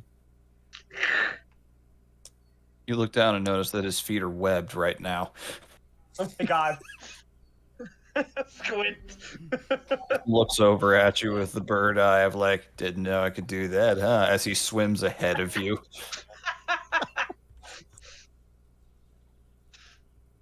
She considers for a moment, just grabbing the bird. He is carrying your light source, so probably shouldn't. Oh. Also Sure. would have definitely used the telepathic bond before splitting up just in case. Of I mean, you course. did earlier, so it's like lasting like all day, right? Yeah, 8 hours at least. Yeah. You did that before Garn. Oh wait, that was days ago, right? Yep. Time is an illusion. What do I find in the cave? So, upon reaching the interior, you go in and going around with the light source and looking about. Majority of the fungal growths are gone. Oh. You search, retracing steps. Eventually, you arrive back at that chamber with that one little where their heart once was. You see the just absolute carpet of mold and slime that once was covering the entire region, entire area is largely departed. The cavern that was once covered by it exposed. You see traces of clothing, equipment laying about. Oh. And in the center of the cavern, a single solitary light, like off-white mushroom, dangling about a foot off the ground. Okay. Walk towards it. Kneel and take a look at it.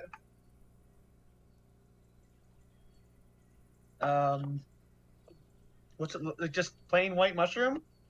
Yep, pretty normal looking. Can I Very investigate unassuming. it? Sure. When you said dangling, did that mean it's like levitating or just?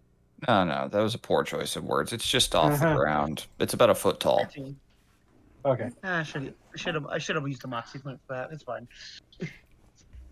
13 ain't bad. All right. At first glance, you don't notice anything unusual about it. It looks like a typical mushroom you'd see out in the woods.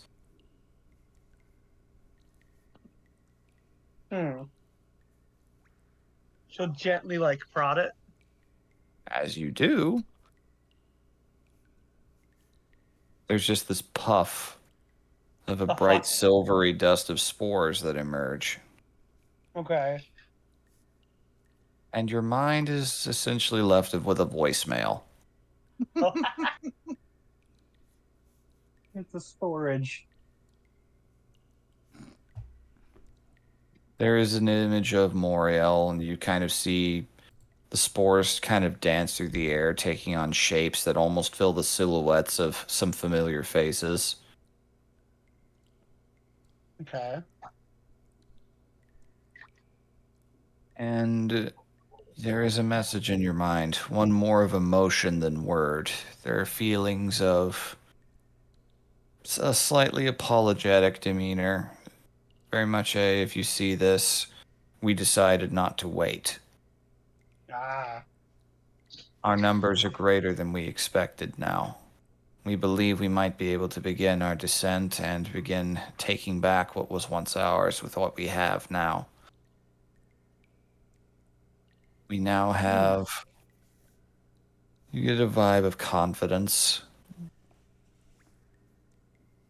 And this feeling that they did not want to risk, even with all the assurances in the world, braving the world above after they'd lost so much.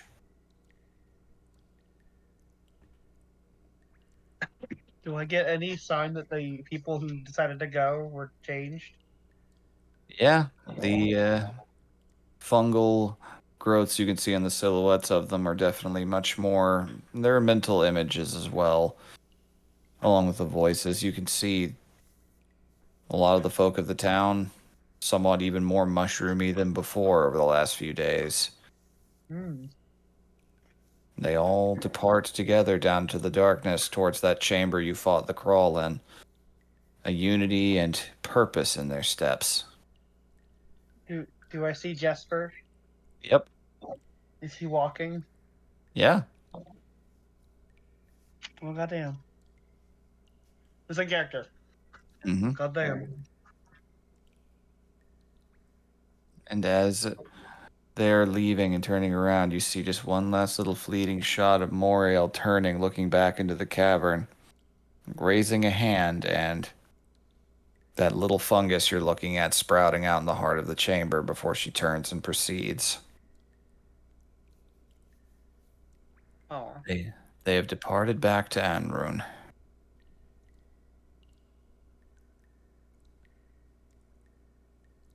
Oh.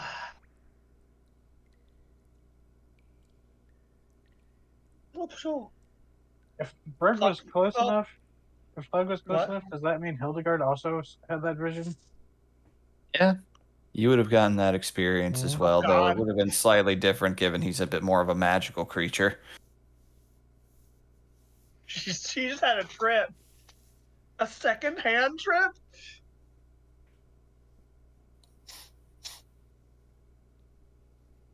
I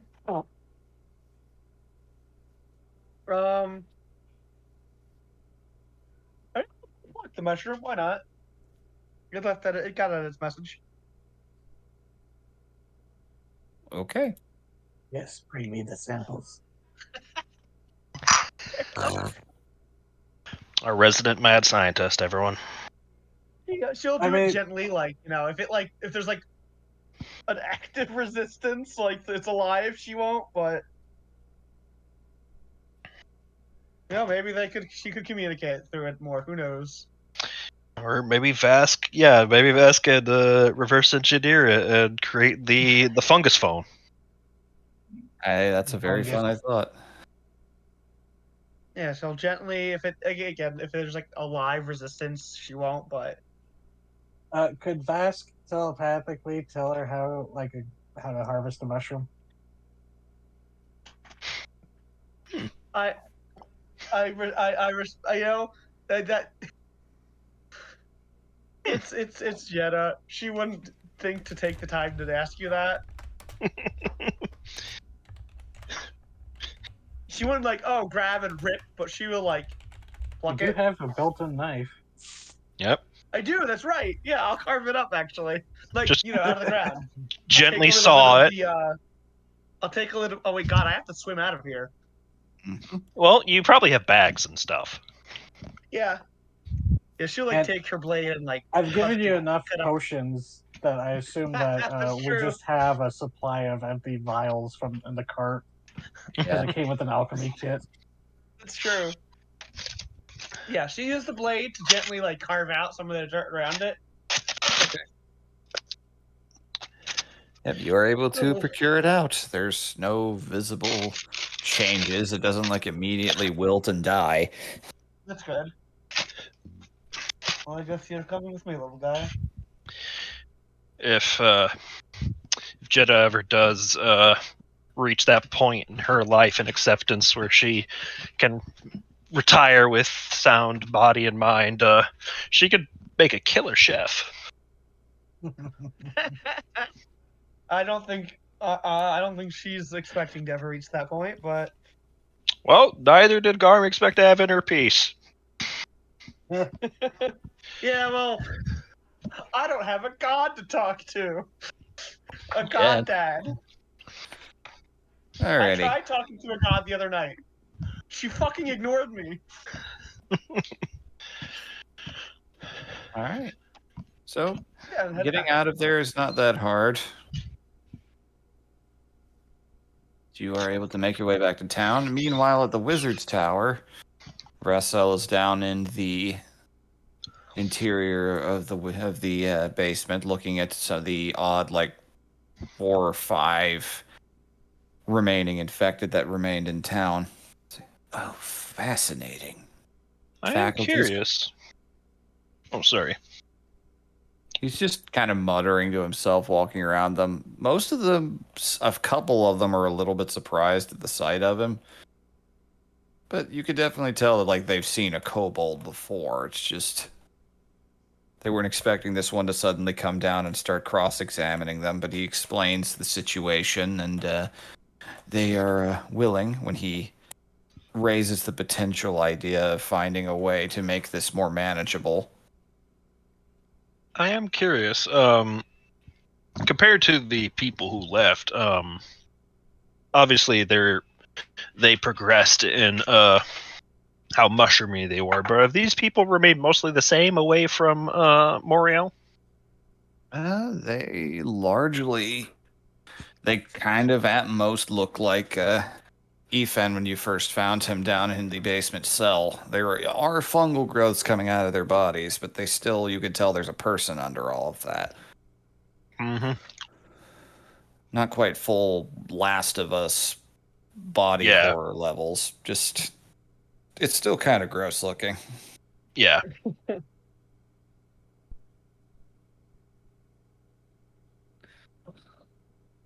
All right. Well, as he's just kind of finished asking questions, going about his business.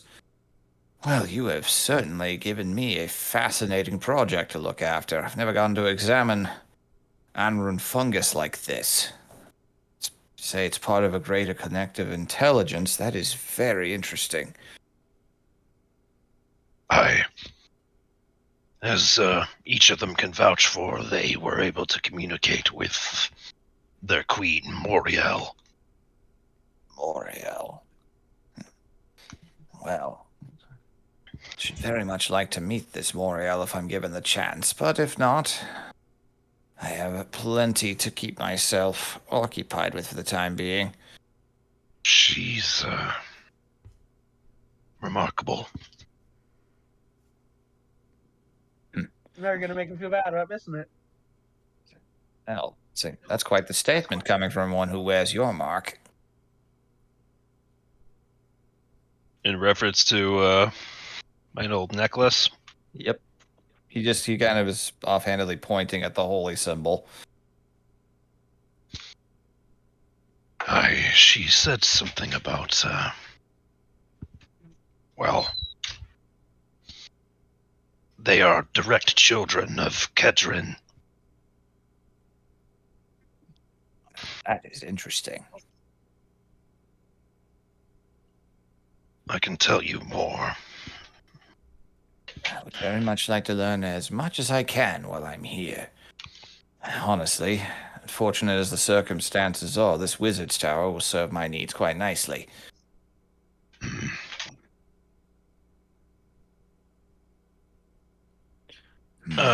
He will actually like flip through his he'll actually pull out his journal.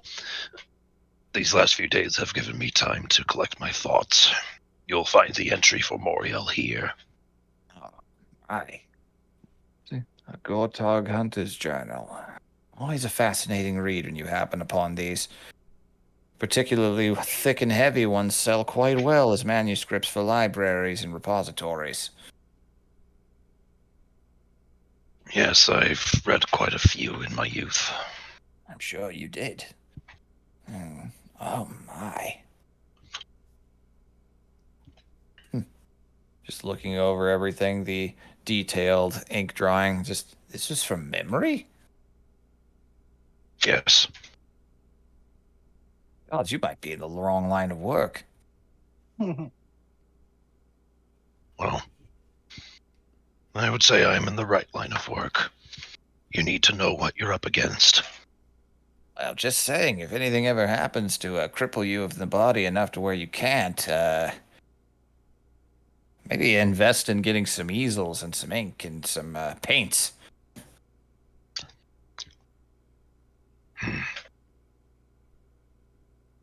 Either way, that's not what we had to talk about. I'll put it under consideration. Though, I also have entries here of the force which forced them out of their territory, the Crawl.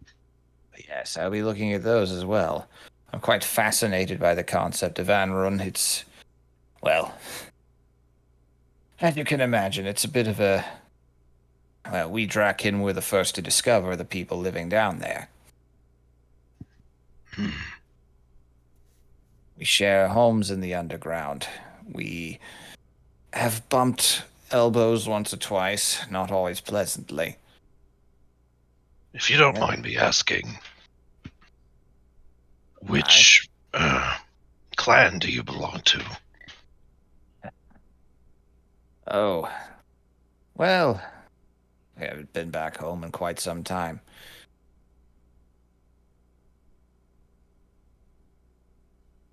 Well, I'm actually from Breveland, originally. I'm of the lair. He just feels kind of almost an awkward expression on his face as he's recalling this information. I was born into the lair of Visvarasi. Korot Hills, right? Nay, not there. Coppers don't usually nest in mountains. We often prefer underground cave systems. Right.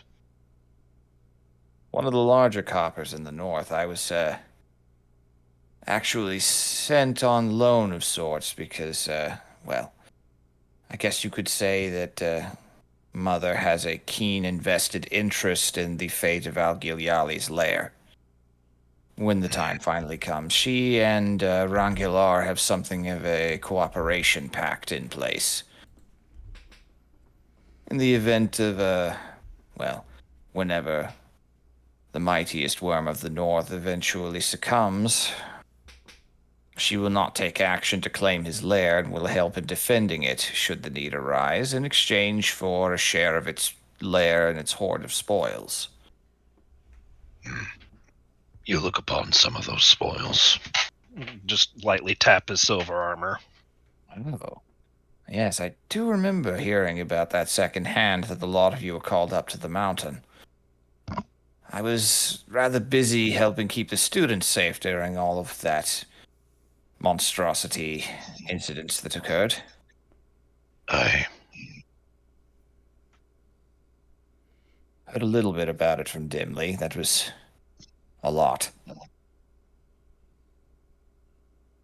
Feel free to not share any more than you must. After he's done flipping through the notes, hands it back to you.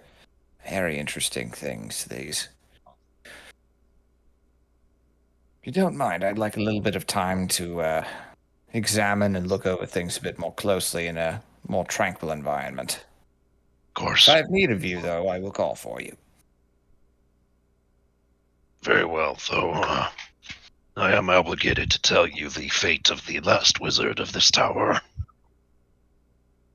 I don't see any angry throngs. All I see are a group of tired and frightened people who probably couldn't hold a torch up that close to their own skin.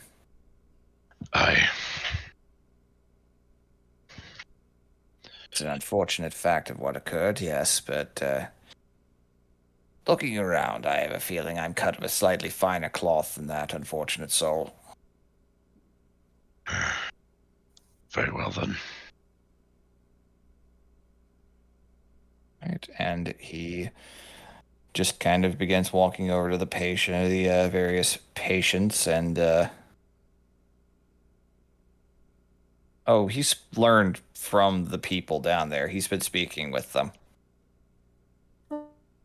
I was just curious because of like most of them sounded like they wanted to their graves.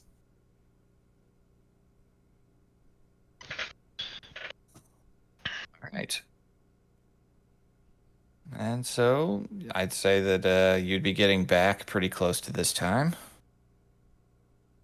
Alrighty. Well, who's where? Garm would probably be just leaving the tower. I don't know about everybody else. Everybody else? I Tower, considering guess Vask would have gone with, but he was silent. Okay. yeah, Alright. we're going to be there and talk to the wizard and support the people if they're feeling freaked out.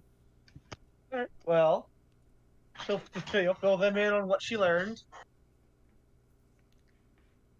You know, they went under. They decided not to wait, just because the fear of the sun was just too much. Despite all of our assurances, they did not want to risk it. But their numbers were even greater than they expected, and they are pretty sure they can get down there and stake a claim.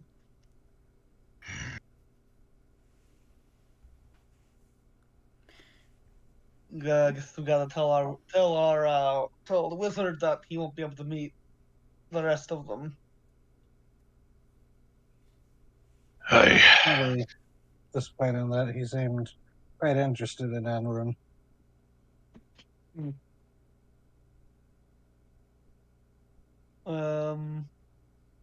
Was it Russell? Russell, yeah. Russell. All right. So, Russell? oh, excuse me. Just kind of shuffles up. I came out to get some extra parchments and quill. Oh, you're back. Scuttles Yeah, over, doing his tiny little kobold legs. He's so small. The Hyphenin have left.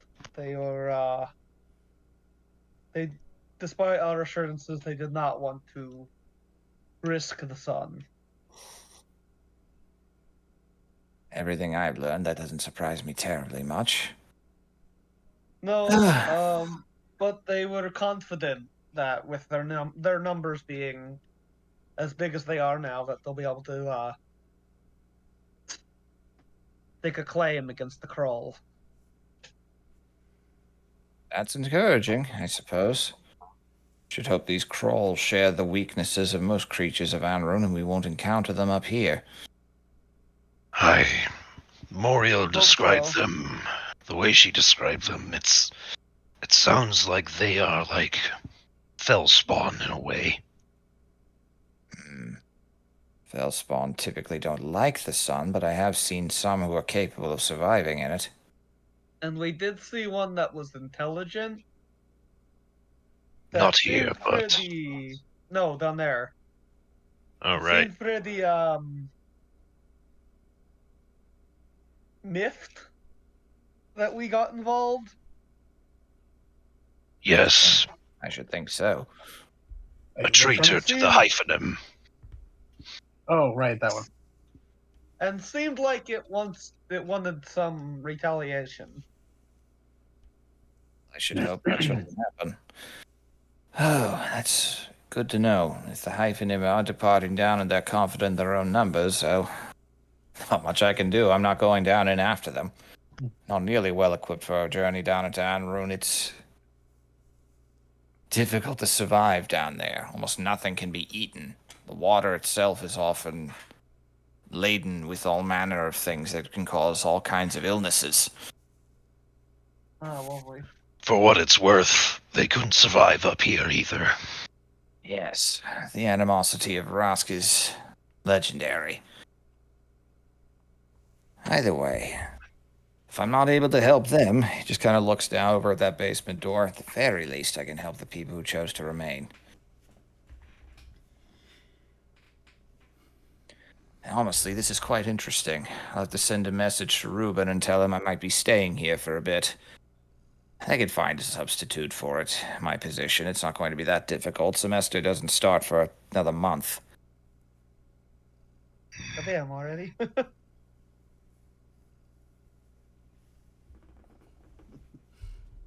So, I imagine that you lot of a more transient existence are not planning on sticking around to watch an old kobold examine people's fungal growths. Absolutely not. Don't take it personally. I wouldn't have said it if I didn't. It's dreadful work. Don't mind my asking, where are you headed? Upenge. Sensible. Not too far from here either. Maybe about a 3 days ride, I think. At least that's from the view I got from my fly. Unusual, unusual artifact that. Yeah, it really is. Seems like a very convenient way of travel, though. Yeah, convenient and it freaks people out. Chuckles. It does do that.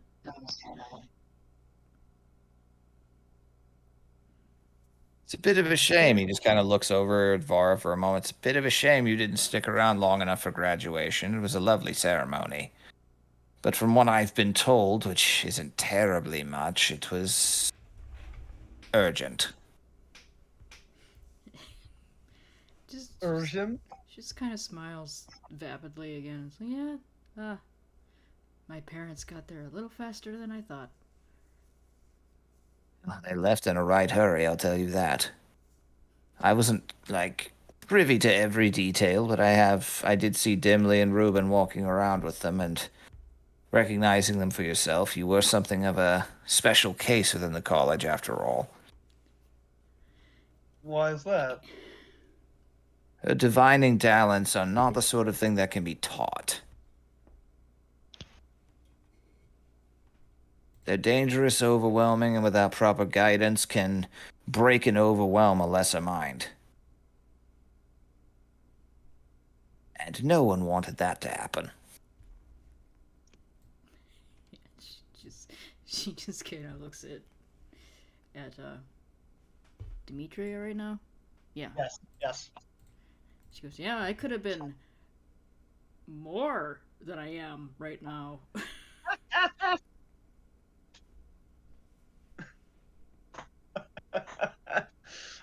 She plays up a disgusted look on her face. Fortunately for you, Dimly's crazier than you are. Yeah, I know. Nobody wanted two of them, so they tried extra hard. Figured if they'd put the two of you together, something good would come out of it. But you didn't hear that from me.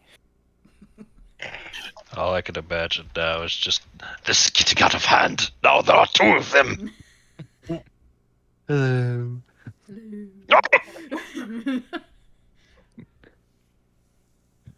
So, and just looks over at you, and I will say something that Ruben wanted to send your way, informationally speaking. If you are going to Alpinch, I can see you've already disguised yourself a bit, but your parents were very worried about what happened and are we're organizing the beginnings of a search for you. I figured. Mm. From what I know of your family, they've got a lot of connections in the valley. It will likely be quite thorough. So be careful if this is what you truly desire. I was hoping to find something in one of the bigger cities to help me with disguise. This may be a little morbid, but there's a lot of empty houses there now. What? You can find clothes here. I could. Changing your wardrobe. You've already changed your hair and eye color. She's also already changed your wardrobe. Have you? Yeah. Black robes Makes now. But the robes are pretty obvious that there's something up, so like maybe. But Vara would never be a filthy salamander. She's not really wearing robes, she's just wearing a travel cloak over black leather clothes. Just Oh, take okay. care. Just take care not to expose too much. Some folk can spot a Hallow Hall graduate from a good ways off. You've already got your diploma, so it's not my place to tell you what to do with your life. Just No, I appreciate the heads up. Aye. well, I things don't know look if we're well. going to Alpinch.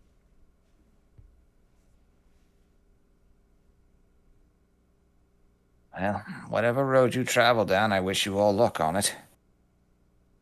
I'll see about making sure things go well here as I can, and if anyone comes through, I will, and inquires about the fate of the town. Is there anything you'd like me not to tell them? My current cover story I'm planning is just that the town suffered under a blight. I was called out and contracted to investigate it, and by the time I arrived, there was no one here. So, did most of the town folk disappear, or did some stay along with? Yeah, I thought A few people stayed. Yes, a few did stay. You will Hopefully need I to can arrive. corroborate your story with those who remain. Oh, I've got plans for that. And also a wizard's tower with a lock if I need to. Huh. You never know who might come sniffing around if it means poorly. The Reich have some bad blood with this town. Noted. I'll definitely make sure to keep that story in mind then. Good. Speaking of which, I know you are a professor out in Ibrana, but you had told me you are originally from here in Breveland. Up in the north in the heathlands, yes, but why?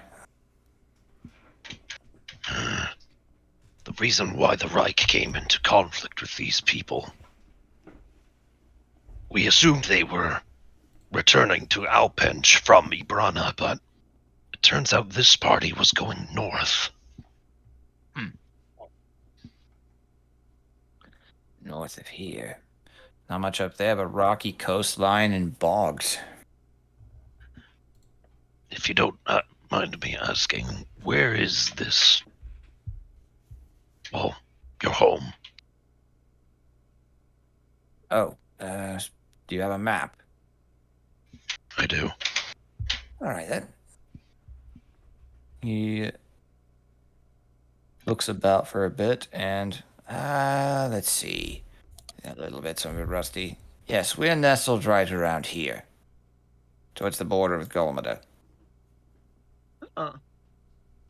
If we are that way, what kind of how do they feel about people passing by or through? Coppers well, not too much experience working with coppers, I imagine. They're largely keep to yourself, keep to their own. They won't bother. Not aggressive. So I guess you'll be fine, unless there's been some drastic change in management since I was there last, but they would have told me if something like that happened. We all look at the guy.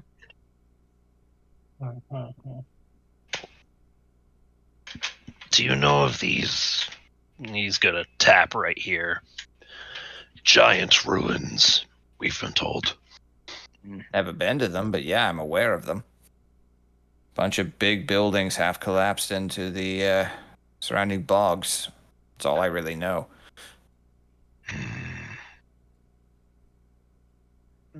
Just trying to game out what could be out there that would warrant their attention. Well, the giants were the children of your newborn gods, if I recall correctly. I wasn't alive to see them. Who knows? Power, if I had to guess.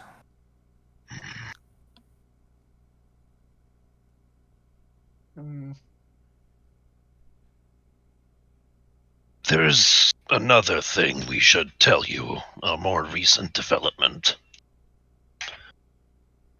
He's gonna gesture around to all the trees. It's like, just a few days ago, this was totally barren. I did notice this place didn't exactly fit the description of blighted I was told to come and find. There's a creature on the loose. It draws power from the sun, we believe, but wherever it goes, it leaves growth in its wake. We suspect some kind of fey influence. Well, if it's not, I've never heard of anything like that. Quite beneficial to search in the areas that it has been because new life grows, and I've been able to acquire quite a bit of alchemical reagents. Noted. I'll definitely be taking a look around then if everything's freshly grown in. Might be quite verdant in resources. I might have good use of that. Thank you. You've given me a lot to work with. Yeah. The creature itself, we are unsure how much a danger was, but it seems to hunt Felsen. Well, then I'll just try to stay out of its way. Yeah, it also brought the power of the sun on top of a bunch of people who were trying to hunt it. Well, I have no intention of doing that, so hopefully that's enough to not earn such a fate. Yes. I mean, don't know how much it actually seeks out to hurt. So far, as far as we know, it's only. As far as we know, it's only really attacked people who try and trap or hunt it. That's what I said. Yeah, It is That's what I quite said. territorial regarding Fellspawn. yeah. Well, I'll definitely be Enough keeping to my wait eye till out. Fellspawn are weakened. Yeah, it's poached a few of our kills, as a matter of fact.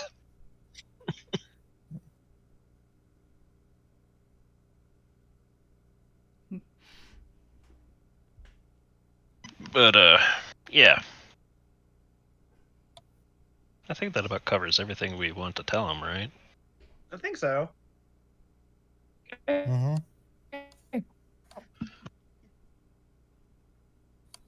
All right. So, leaving him to his work, you all are free to decide what you would like to do. If you would like, you can depart for Alpinch at any time you choose, in the morning or now. It's nightfall at this point. I am going to. I mean, because there's a bunch of empty houses, I'm going to look for some clothes, Mm-hmm. some like smaller size clothes.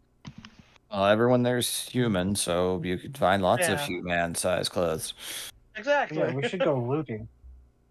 I'm not taking money and shit, just some clothes. This is a poor dark I'll fit. fantasy village. You'd be lucky to find a few know. silvers. Yeah. You're lucky to find copper. So, my suggestion: we turn right around and head right for Grinthal. Just completely divert. Just throw Vivi's plans to the wind.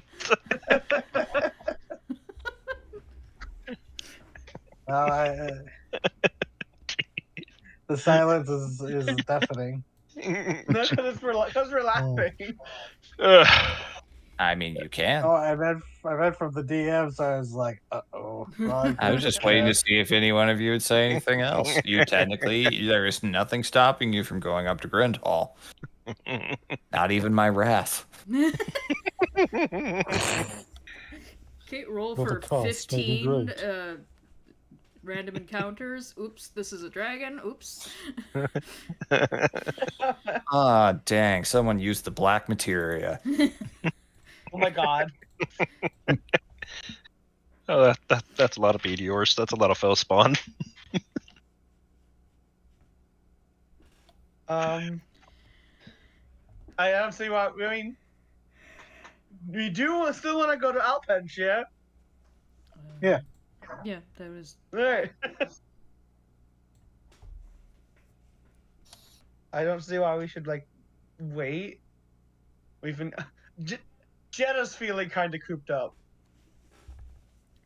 To be honest, now would be probably the best time to go to Alpinch because we know that the Reich went up and we're going down. That's true. Yeah, that's a They're judge we don't big. have to deal with. 2 judges. 2 judges. Yeah. So was it also some of the only right face? Mm-hmm. What was that? That's a very valid conclusion. It's what, Raven? There's some of the only there's just some of the only Reich members who know our face. Yeah, Faces. True. Most of us aren't going in town, but still, if they're wandering down the road and like, oh, sit by the fire, you should go talk to them.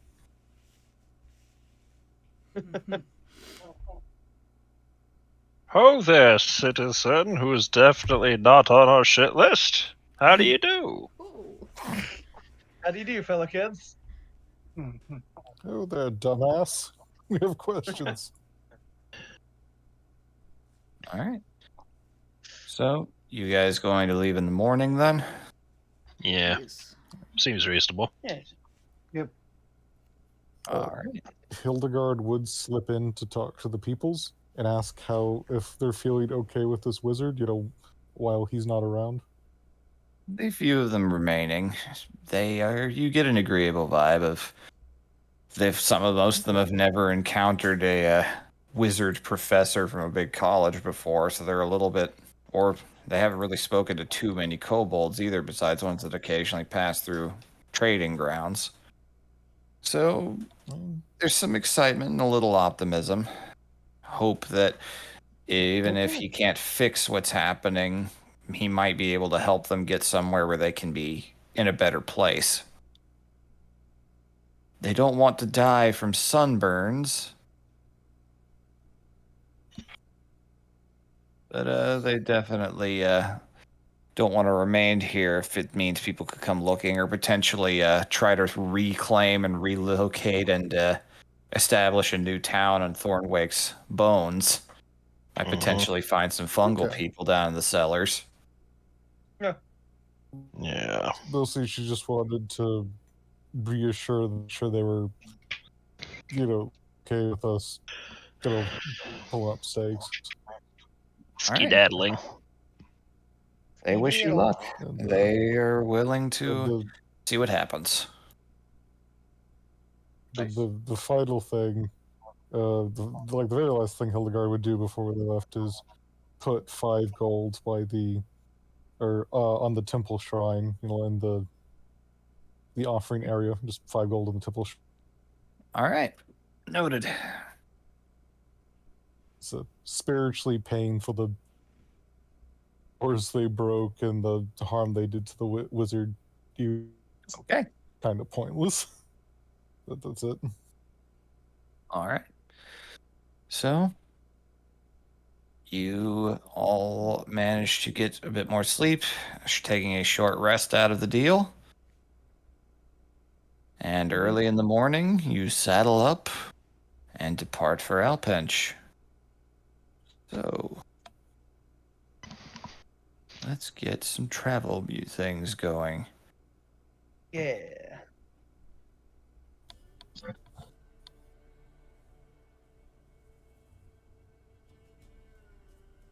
All right. So, who's coming into Elpunch with me? We all are.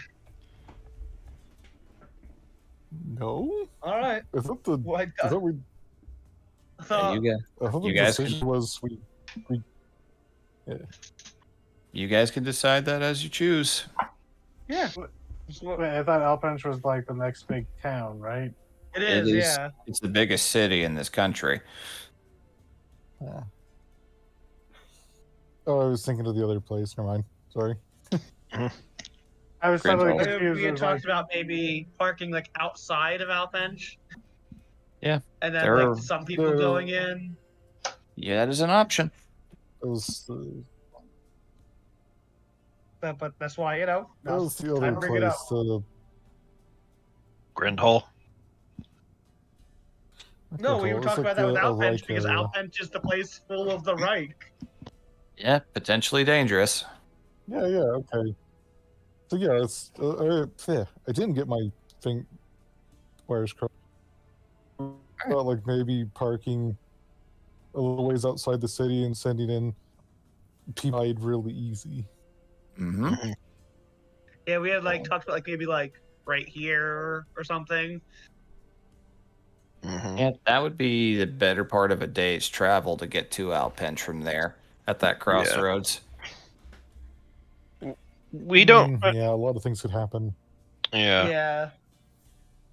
There's Very, a forest the a square few area, hours okay. away, very near the edge of the Korat Hills, but possible. But Alpench is a big city. You could pretty easily find places to hide and look inconspicuous if you needed to. Yeah. Okay. You guys Yeah. And can it's better decide. that. Go on. You guys can decide as you get closer and get a better glimpse of the lay of the land. In the meantime, I need someone to roll a d12 for weather. Vass just feels a little nervous about splitting the party. Yeah. It's better that we're close at hand to Well, yeah, assist. I mean- That is Fun. why I Yeah. brought it up in character. I Okay, guess, 7. so as you start going along in the morning, in the beginning when you look out, the sky seems somewhat clear, but you do see up to the north, much like when you first came into the country, there are some pretty heavy storm clouds up near the coast. At first you just kind of think, okay, we should be okay, but they start moving south pretty fast. Ooh.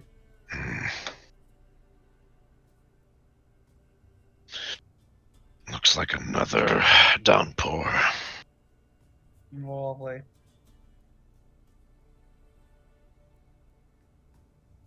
I am curious, which route we are heading, because that's like across the water. Clearly, does that mean we're going back up and around? If you guys go on to do that, yeah.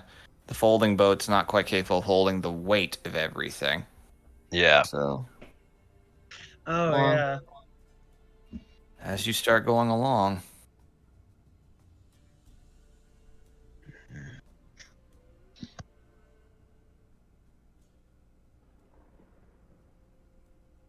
storms begin to move in.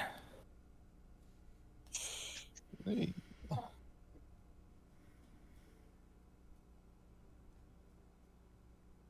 So it's not a very pleasant ride for most of this day.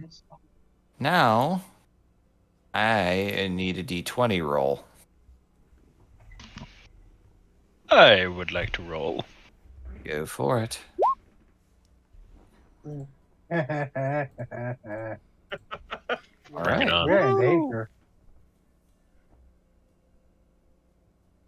We might be. Oh, that's actually perfect. So, your day of travel is, and for the large part, uneventful. It gets a bit muddy, but your axe beaks have wide splayed feet, so they're able to navigate through that. Quill's not very happy about the mud on his legs. Charger keeps him in line for the large part.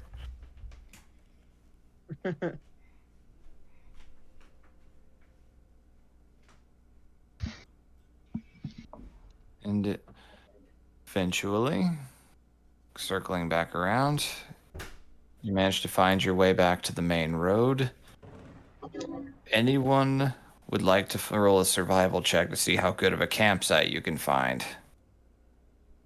With the heavy Hey, rain, and it guys. is lasting all day, there's going to be some disadvantages to the rolls. Just telepathically, jokingly to Vera. Do you see the path? Do you see the driest path?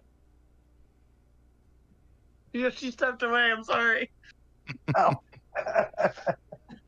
There's just no answer and a fairly stink-eyed glance. I was just like, no answer, just dial tone. She's zoning out.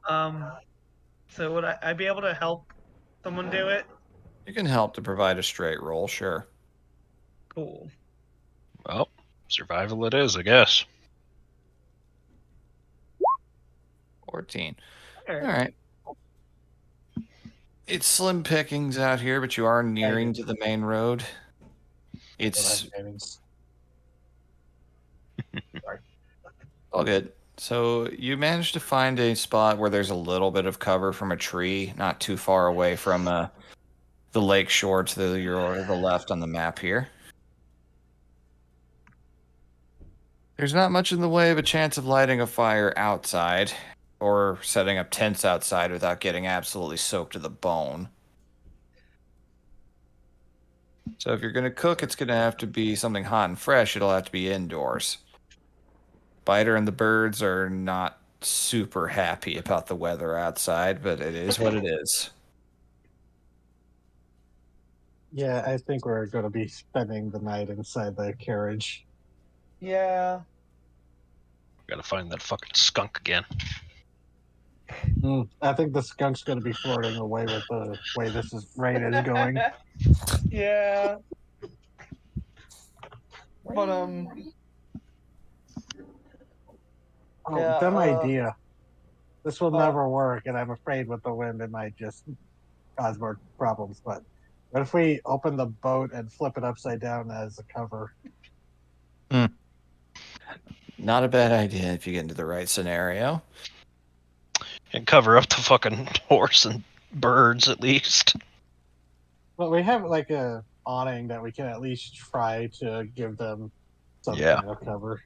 You can go out there and do that, but whoever it is getting wet. No, I'm Sure. doing it through my telekinetic mage hand from the window. I'm willing to go out there because I'm willing to subject you all to wet dog smell. Oh no! what are we going outside for? Awning. Putting the For the- awning out for the animals. Oh, I'll help put Oh. up the awning. It's yeah, fine. Vara. While you were gone, Yeah. Vask message like said a telepathic joke to Varg like, "Could you see which is the driest path?" The driest future. I didn't know you BRB, so it was just sounds like, "Oh, there's just dial tone coming from Vara right now." There is. No, she sends back. Perfect. She sends back the one where we didn't leave yesterday. Yeah. Yeah, all I could imagine is just which future is the driest one? Vision cloudy. Ask again. Oh God. I can Don't technically count tell on you it. that. I do have I- Druidcraft, but it irritates the fucking DMs when I use it. That's I fine. heard. That's why I heard someone say that Druidcraft is the strongest cantrip because it actually makes the DM commit. Yeah, no going back on Druidcraft. I mean, all Druidcraft just does is have me This roll the is- weather die for the day. Yeah. Maybe I should just do that. Just do Druidcraft every morning and make you roll for it. Oh, No. there's one ability that I always forget about prestidigitation. I can chill, warm, or flavor up to 1 cubic foot of non-material for 1 hour. So I can literally just, microwave our food for us. Bing. Okay, so you are able to Microwave get a stuff in your warm hand. meal out of the whole deal, but it is pretty cramped inside. You can hear the animals' discomfort, so Garm, you step out to I'll go begin with setting Garm up and the help him. awning. Okay. Make some warm tea for when they get back in. Okay. As She'll you- put a. Oh, As you step out, the sun thoroughly down, very dark outside. You proceed. You start setting the awning up. Hair streaming down into faces. Both of you are the hairiest members of the group at the moment, so you're going to need to shake some stuff off when you're done here. gotcha. No Dragonborn, it just slides right off.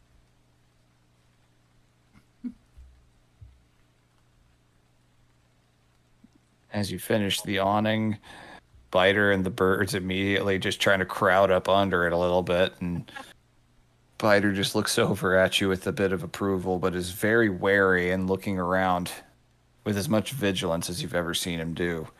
The last time he was out in this weather, something terrible happened to him. His poor pride. Thunder.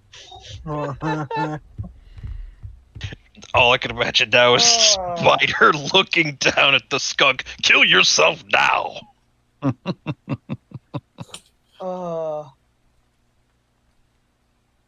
like- I am going to give a cautious look around in the weather. Okay. Make a perception check with disadvantage. I'm going to use a moxie point to make that a neutral roll. Okay. 13. Almost Okay. a 12. Almost. A little better than a 12. Still considered an Yeah. unlucky number in many cultures. So then I die. So, Consider how, milking the bakers, though. how fast is your reaction speed when it comes to dodging a lightning bolt? Oh, what? I'm joking. that That's serious? not what happens. Okay. Oh my god. Gotcha for a second there. So, the Well, weather we should have is made sure scary. Garm didn't wear his armor when he went out there. Shit. The weather is a scary thing. So, just kind of looking around, your dark vision doing some of the work for seeing around, but the rain is just coming down in buckets. There's very little light on the road. Nobody seems to be traveling through this. Down near the Okay. lake shore nearby, you see movement. Ooh. Oh. I pull out my spyglass. Okay? All right. loot from the wizard tower. God, I keep forgetting I have this. This thing gives me advantage. You've literally only had it for a session. Oh yeah. All right, so you pull the spyglass out, and with your dark vision, you look down towards the lakeshore where you see movement. You see something splashing around. Quite a few things splashing around down in the lower tide at the edge of the shoreline. Huh. It could just be. It could be nothing, but there's something down at the shoreline. How far away is that? Less than 100 feet away. I'll be right back, Garm. Just keep your eye trained on me for a sec, alright? He's going to stop for a moment, look at you, is like, you want to go traipsing off into a storm? Yes. Launch the loud missile. He likes the water. If they're not getting It could any be- It could be closer, nothing, but most of us can't see out here right now. If something's there and causing trouble, I'd rather know about it. or it could be just creatures doing what is natural to them. It could be. That's what I'm hoping it is, but it's not gonna kill me to walk over there a little bit. Vasking Shut up. aside to the other two mages. They're taking a long time out there. Is there a window to like open and ask? Yeah, there's a little window out in front of the awning. Pokes her head and goes, "What the fuck you doing?" There's something happening. There's something going on over by the lake shore. I just want to go get a little closer so I can get a better look with my spyglass. You do know that it's more than likely going to be fellspawn or otters, right? If it's others, fine. If it's fellspawn, we picked the bad camping spot. Could be fellspawn otters. Fell otters. Then we picked a terrible camping spot. Oh, fell otters are great. I don't know if otters are Hilde- endemic to the area. It's a valid Hildegard conclusion is to going arrive at. to. Hildegard is going to turn to her birds and ask, "So, would either of you like to volunteer with checking things out?" Nope. Hold Sounds on. like Just hold on. Pouring rain. soccer gonna go. Oh my god, it's fine, guys. I have a spyglass. I can see and But take a look from here. Oh, they're so nervous. I did. I need to get a little closer to get more detail. Nobody needs to get closer. It's not that big a deal. I'm just I really imagining you're don't just wanna go already out. walking off. I have, We're just I have a spell for that. God damn it! Yeah, clairvoyance. she says it's not a big deal, but she's making it a big deal. You are making That's it just- a big deal. That's just Jenna. I'm imagining at this point there's so much rain coming down that Garm's eyes are completely covered like an English sheepdog's. Yep. Do you want to peek Oh. at the potentially dangerous thing? I have something that is completely invisible, and I can look at it. She is already on her way down there. Yeah, she's already on her way. Oh, you fucking hothead. More Sheepdog. DMs should use weather tables, guys. That's a pro Jeep- tip. The sheepdog looks at you. Should I go get her? Probably. I You really should go with her just in case. Hi. Oh my god. Trudging off into the I rain, have grumbling a little bit. spyglass, Guys, relax. The two with dark vision depart, leaving the rest of you without dark vision alone in the Yeah. caravan. Great idea. The we squishy got ones are left birds to behind. hide. Fine, I'll just turn it on. I have that third eye. I'll just turn Something dark jumps us vision from- on. Something jumps us, blow it the fuck up. It's fine.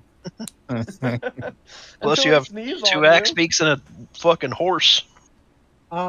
Question. Yeah. How much would the cart with us on it be? More than 1,000 pounds? Oh, yeah. Most definitely. Just It's loaded down with all your luggage, too. I have Alright, so animate you- objects. You make your way down towards the shoreline. It is kind of slick. The mud down the slope is steeper than you expect, so roll a dexterity saving throw. Right, well, I'm not getting right up on top of them. I'm getting closer and looking with the spyglass. See if I can get a better look at them. You may be so tunnel visioned you don't watch your step. Kinda, okay, fine. I don't know. Well, yeah, you're using Yep. a tunnel of glass 19. and metal to extend You- your vision. Are fine. As you step forward, arriving at the edge where you can look down the gentle, somewhat concave slope down towards the lakeshore, and for a moment you feel the ground give way beneath your weight, but you step back and manage to dodge, falling down towards the water's edge. Good. Scared you for a Lovely. second, though. Looking down, with the spyglass that close, at first you're not sure what you're looking at, just lots of dark shapes. And you realize the spyglass, as close as they are, isn't actually helping, it's actually hindering. So pulling it back, lightning flashes, you look down and just see hundreds of eyes looking all around. What the fuck? You see Mhm. a carpet of frogs, Oh. and then they start to sing. There's lots of massive croaking, every one of them hopping all around like crazy. Some of them are doing some not safe for work things. God damn it. As the frog do. You It's a forgy. yeah. Congrats. Like I said, it wasn't a big deal, guys. It is to them. Their I futures feel like depend on it. she like, you know, lovely. And turns and heads back. As you turn, Nah. your Oh, boot no. kicks against something. Oh. And you look down, and rolling a few feet away from the force of the kick is a particularly portly little frog. Oh, sorry. It rolls over onto its back, wiggling its legs a little bit, and you just hear this. I'll flip it over. It puffs up. But All right. it's not so little guy. It's an angry little thing, about the size of a bullfrog, I'd say.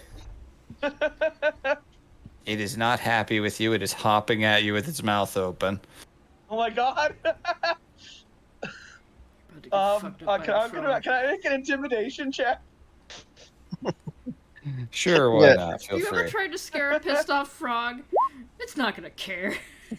You just hear the angriest Doesn't squeaking of have your enough life. Brain cells. Garm's just watching this happen.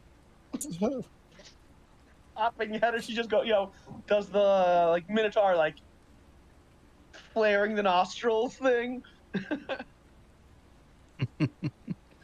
Okay, 16. 16. Not bad. All right. You flare your nostrils and look down at it. It hops forward, continuing its hissing crusade. Oh my god. Roll a dexterity saving throw. Again. Oh my god. Angry frog. This being what I think it is. Oh no, you Fuck failed. off. So as you're getting angry and pissed off at this little thing, you don't have enough time to react. Its eyes and its back start to glow red. What? It hops forward and explodes in a fireball. Not what I was expecting, but equally good. Sorry? You take 12 points of fire damage. Is Garm closer? I'm bound to see a flashbang. Yes. Oh no, like weren't you with her? Like No, trudging you were after following me. I her. don't know if he got to me. You just arrived to see this happen. It's a nitro toad. The toad is Fucking nowhere to be nitro toad. found as the smoke and light clears. Billy had to shield his eyes from the exploding frog. Just what? She stands there looking more insulted than hurt. What just happened? Garb, you hear in your head, what just happened? You can't see this.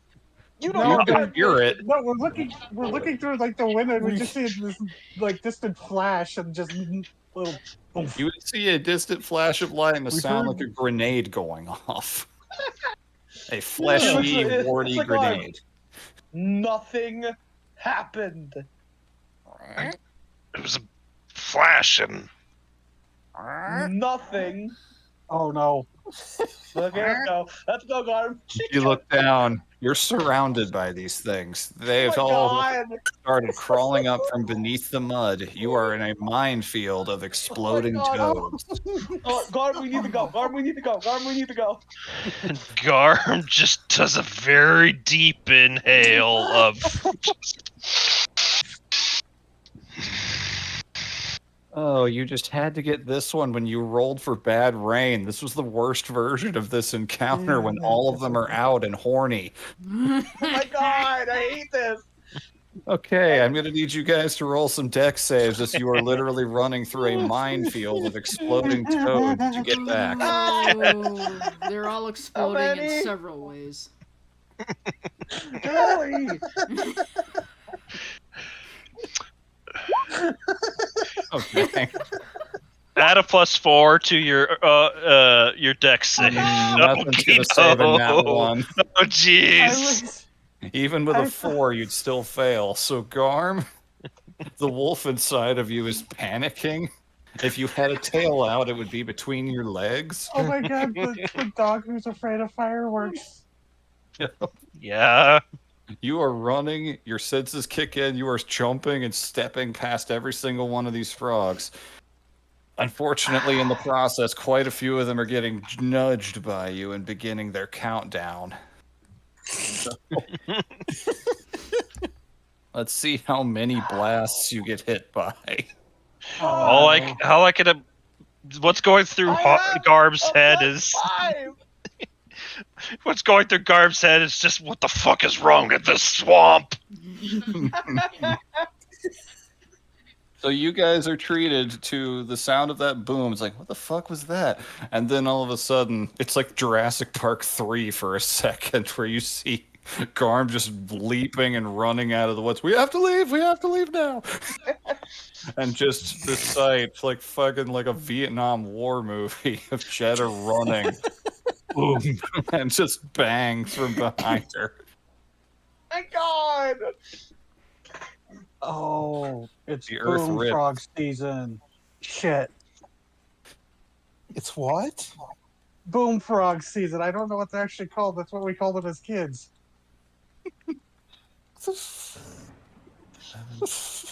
You can hear through the psychic connection. Exploding frogs! Exploding frogs!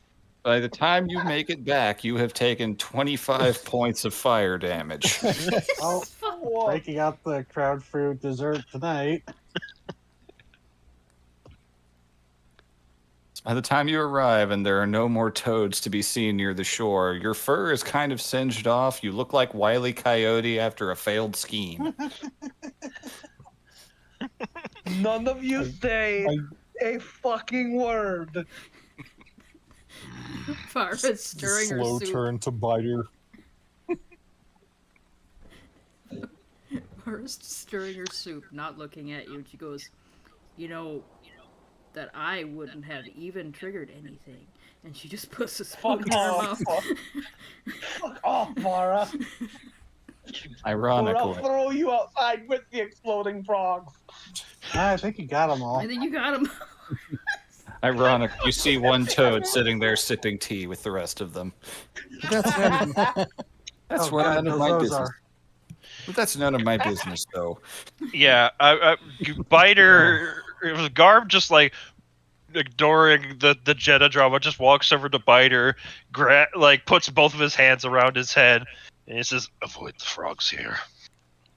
He just looks, you can see with his own dark vision, some craters in the mud.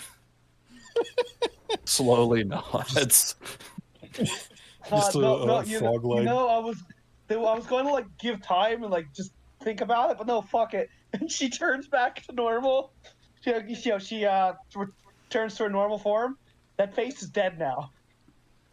Face is dead now.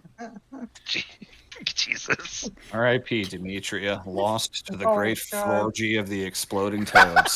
It's like this horrible. It's like those horrible stories you hear of cows finding unexploded landmines. Oh my god. And she's like peels off a bunch of the wet clothes, just fucking throws them in a corner. I'm just imagining Biter with like half a frog leg in his mouth is like worth it. Ah, Just mwomp, mwomp. You know, there was like several things that Vask was gonna say.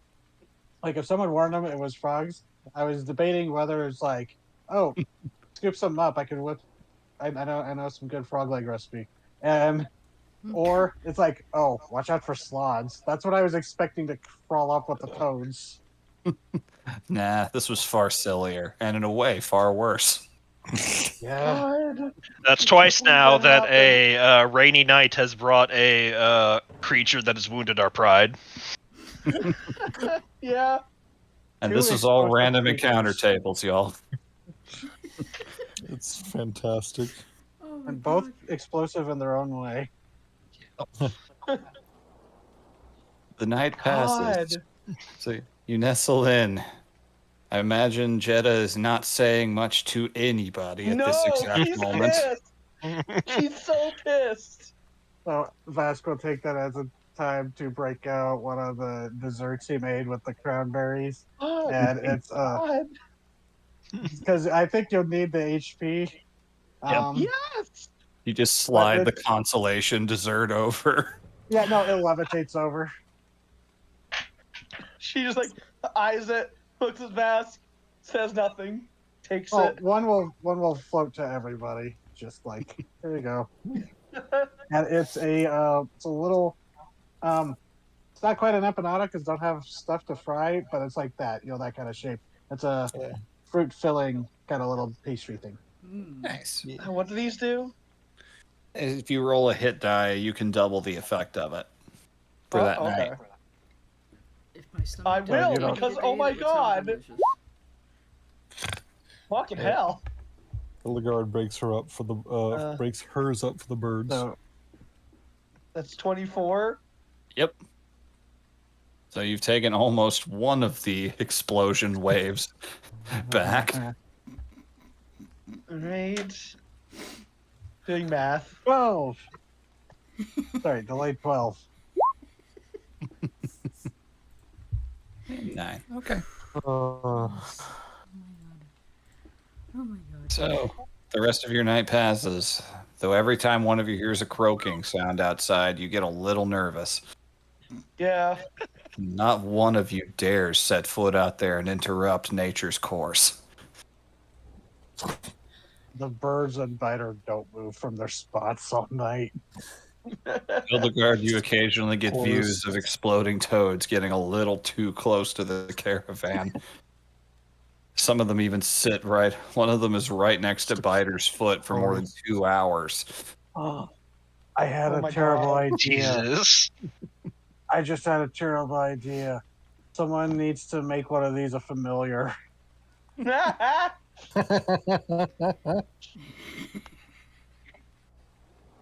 my foot. Pull it out like a horrible Pokemon. I choose you. You know that scene in Return of the Jedi? Where it's like, why would I ever think about bargaining with you? And pulls out a thermal detonator. It's the toad. Just that with a toad. Oh my God. They technically are of the stat level to potentially be used as a familiar, so that's very funny. And if I remember correctly, reading that stat block, they like exploding. Yes, they are suicidal. They are actually chaotic evil. So being a familiar would be a good thing for them because that means they are a repeat offender. Yeah. Every time they explode and reform, it's just do it again, do it again. More. Oh my God.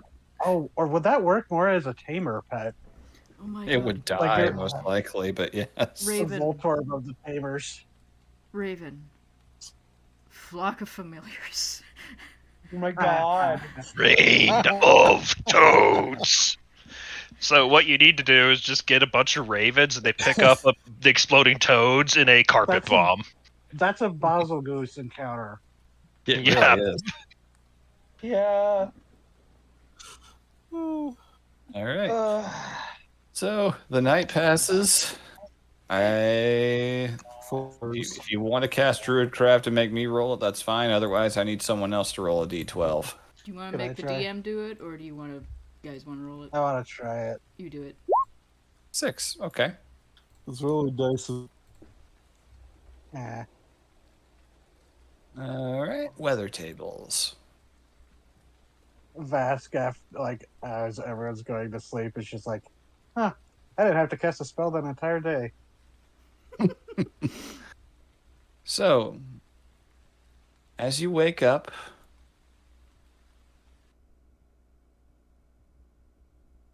you realize the storms have moved on. They're distant. You can still hear them south of here. Thunder is gone. The ground is marshy and very muddy. Travel might not be super glamorous today. But the skies are not trying to murder you or start a frorgy.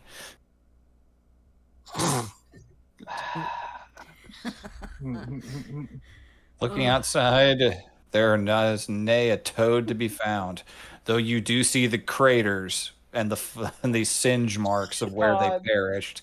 There are frog bits scattered around the nearby trees.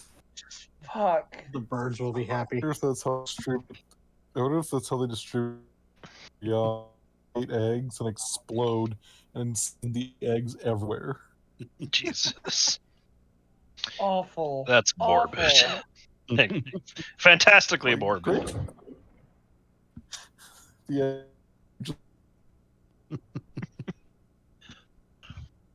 All right. So, you guys have finally, it does not take long. You managed to find the main road. Slightly more safe travel. You see other carts and caravans off in the distance, but none of them super close by or anywhere near passing by you. Whoever wishes can roll a d20 roll. The road encounters are a little different. It's just a muddy Guess day I'll- from my roll. Yep, if you want, d20. I could like to roll if that's all right. Yeah. I missed it. Is it still raining? It's And- still It's distant rain. It's moved away. You can still hear Oh. thunder off in the distance, though. a Saviano. Oh, okay. That's an interesting one. Okay. Mm. As you guys progress further south,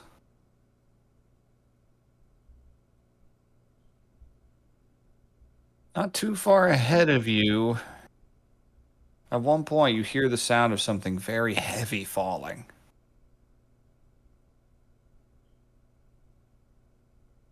There's trees cracking and ground moving. The ground is very loose and muddy here. And as you approach, assuming you choose to approach, Of course. yep, around the bend you go Oh. through, approaching woodlands, Fly around. you want to send one of the birds ahead? Yeah, I'll send one of my head just to scope it out. Okay, so we'll just say since it's daytime, Laug takes off, flutters up into the tree line nearby. Pretty evident immediately what the hubbub was. Nobody got hurt, but a pretty massive standing stone with runes carved on it had slipped off its foundation with all the recent rainfall and the mud, and has fallen into the way of the road. Hmm.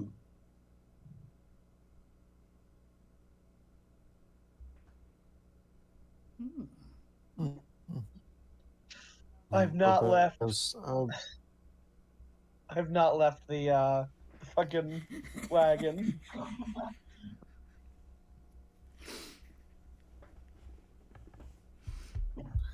She goes. She'll glance over. And goes. It looks like a standing stone has fallen into the road. I'm gonna have to move it. Oh my god, more thunder! Probably. How big is it? We'll take a look. Big is it? Think Stonehenge. Jeez. Oh goddamn! Big. It's a big rock. Is there anyone out there? Nope. Should you not become Dimitri again? No. Then become another Minotaur. She turns into a pink-haired, light red, Spent pinkish-haired human. You spent so much time developing that face. So. Yeah, but we're going into a place where minotaurs aren't looked at great. So I need to prepare another face anyway. My name is Mercy. Okay. Very well. Nice to Come meet you, along, Mercy. Mercy. If anyone asks, you picked me up from Thornwake.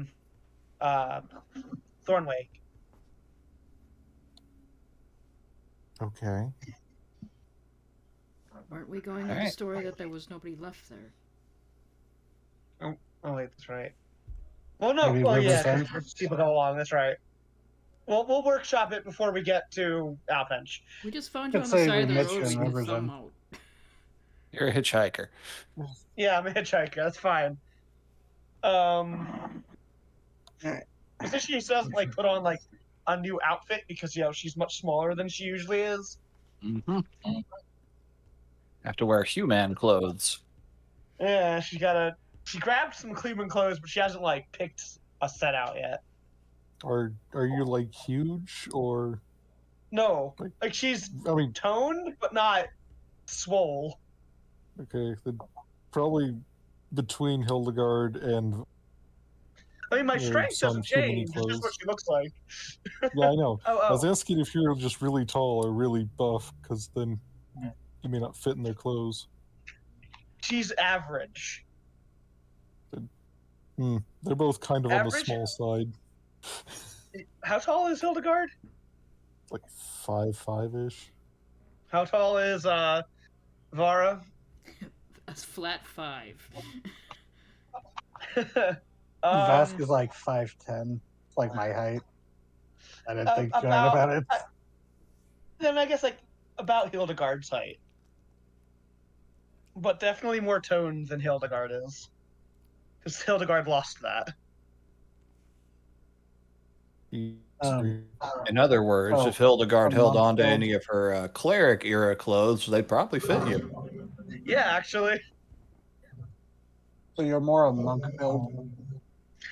a little more like actually yeah, visibly looks more like a monk build, and she's wearing like right now she's got like her bare arms and everything, so. Let's go take a look at this rock. All right. Yeah. She hops out and like looks around like everything's so much taller.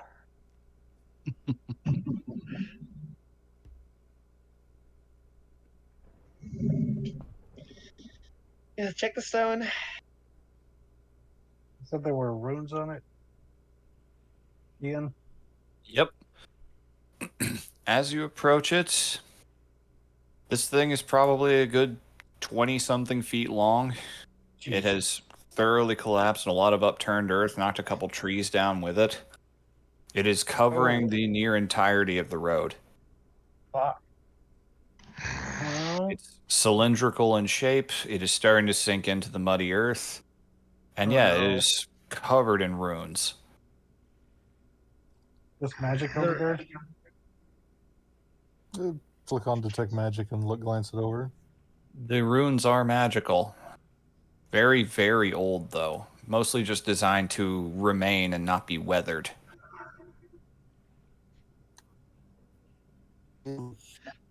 Runes to make it last longer. Well, Nothing for its should be parts, dangerous. it If they would lasted count longer as- than the ground underneath it. It would count as abjuration. Hmm. Probably like a Can road I, marker. Do these runes look at all familiar? Like anything I've ever Yeah. seen before? Do any of us Um, mages either? Roll Arcana checks or history checks. Um, Vara, they're our History. wizard. So I don't get to use my history often. Yeah. Oh, nice. Okay. alright. Others about the same for me. 18. Nice. Is our nerd wizard gonna roll? I can be a nerd if you'd like. I mean, you guys have gotten some pretty good rolls as is. Yeah, it's just, being the wizard, it's just like, I'll roll Arcana. It'd be fun. Okay. Ha! So, that is interesting. Kind of makes sense, though. So, looking around at them, this is never anything rune magic. The only thing you really remember, Vara and Vask, is that rune magic on these standing stones tend to be giant made. Hmm. As for the higher rolls, Mercy, and Hildegard. Thank goodness I caught it the first time. All right. So, with the 18, you can tell that this was originally erected by the giants. It's massive and looks like it's been here a very long time. There is moss growing around parts of it. Hildegard, or the 24, you know not just that that's what this is, you know what it was intended for. This is a Sarkozy Waystone. It was meant to be a map marker once upon a time. Under certain degrees of starlight, they can even provide directions to certain settlements if you know how to read the rune patterns on them. It was a way that the tribes that roam around these boglands use to know where they are and know where others have gone. Many of the runes inscribed on them are much younger and fresher, inscribed by tribe shamans to kind of make the mark that they had passed through and to show homage to this sacred stone. Starlight, you say? Mm-hmm. Would Hildegard share that information? Yeah, she'd rattle it off. oh, neat. I was kind of right about it being a marker of some sort. Road marker. Garv's gonna look at the like. It is followed over. We wouldn't be able to see like its entire everything No, inscribed some of upon it it, is but buried within the mud, yes. he is a little curious now. He's going to use that new flare spell and kind of shine on the stone, see if it reacts at all. Interesting. Hmm. Okay. So as you do that, because you are wielding starlight specifically as tied to your god, even though it is mid-morning at this point, you see patterns emerge that were not visible to the naked eye at all. Hmm. You see Well, that's little dots, lines carved through them. And what appears when you realize this, probably when looked at in its entirety, is a map of Breveland itself. There are Oh, various fuck. dots representing bogs and the like and various things. You can see little marks depicting animals, one depicting what appears to be a trout, an elk, a bear, a boar, many others. There's one in particular that really catches your eye, though. It is one of a wolf with 3 heads. He's going to look a little closer at that. As you see it, you start to notice that various lines in its wake, a lot of tribes and various depictions that would have been glowing like the others are, have been dimmed out along the path that it has traveled.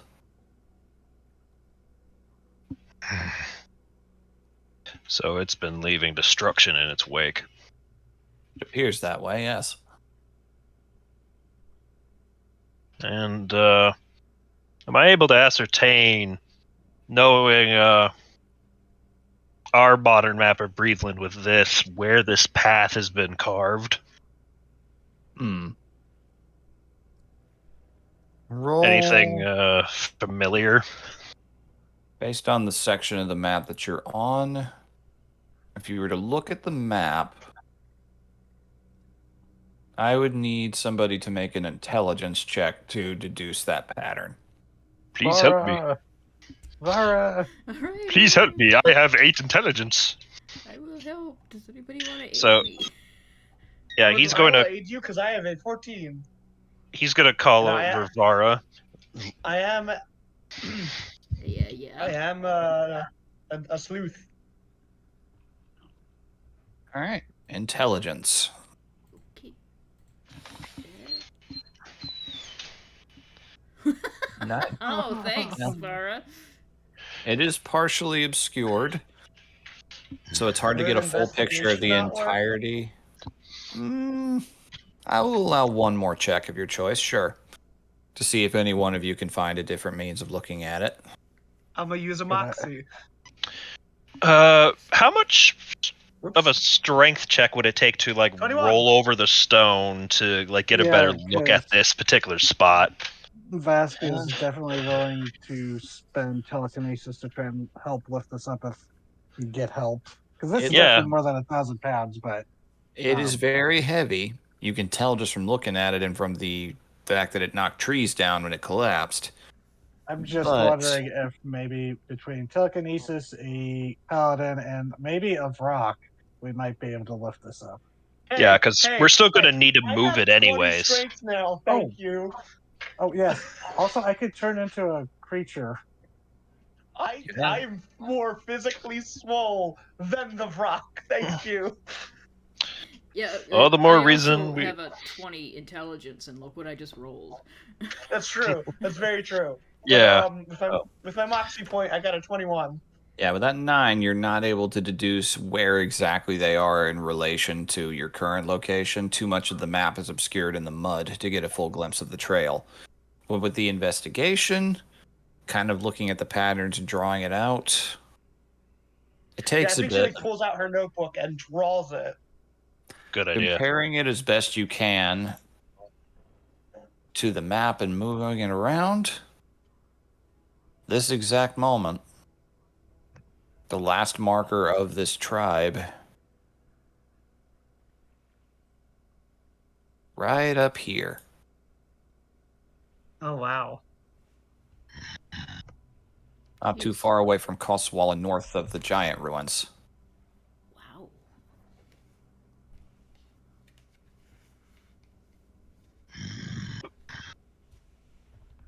You don't think that it's likely a far shot with what the Reich wants to do in the north? It's north, but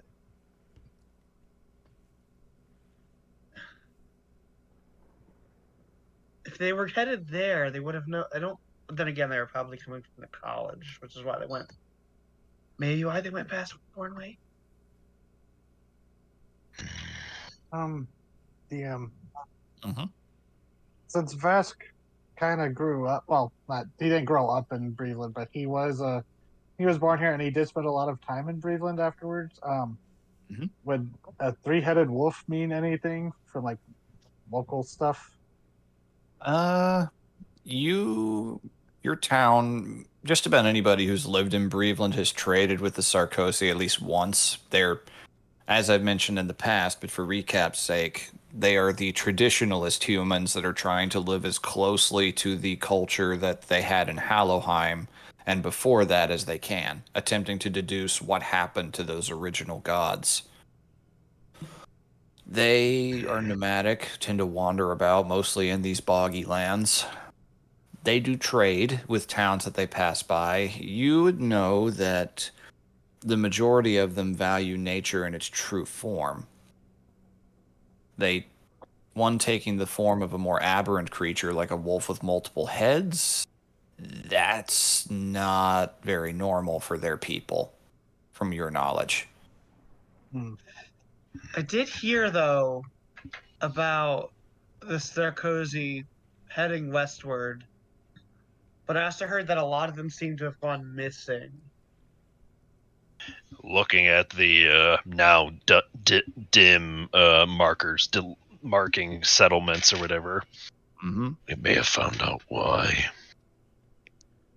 Something But appears to be hunting them. Would an aberration look like a three-headed wolf? He's got to look to you as I know, like Garmer are not considered the same as Fellspawn, but they are still aberrant in their own way. Do you think it's a powerful Garmer? This far north, I don't know, but could be a mutated wolf. I've been to the Hound's Teeth. Mm-hmm. Is there anything like a three-headed wolf that I've ever seen or heard of? I would say no. That'd be a new one to you. They took on some weird forms, but they very rarely were doubled up on things. Okay. Might be able to ask Sound like- someone. Might be able to ask around Alpench. There's scholars there. We're gonna go meet the It's not a Sapphire bad- Citadel people there. Yeah, that's not a bad idea. We also do need to check up with the Sapphire Citadel. Had a lot of stone and feldspawn bits to turn into them. Yeah, I don't. Nonetheless, I don't feel well just letting this sit. No, I agree. Let's try and get it Yeah. out of the mud at least. We'll Let's try try to sketch as lifting it much if as we we can. can.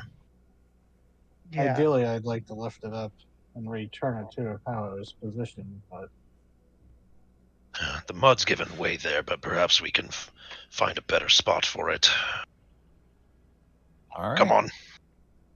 So those of you endeavoring to do this, you'll gather alongside the edge of it, and we'll use telekinesis so I can move up to. I can take off 1,000 pounds basically of the weight. that's very useful. Okay, so for those of you taking part in the pushing, for whatever means, athletics. This is technically going to be a group check, and that telekinesis is going to affect the DC. Wow, that's Do I a need a roll? 2! That's a 2! Wow, that whole thing earlier really came back to bite you. Do I need a roll? All right.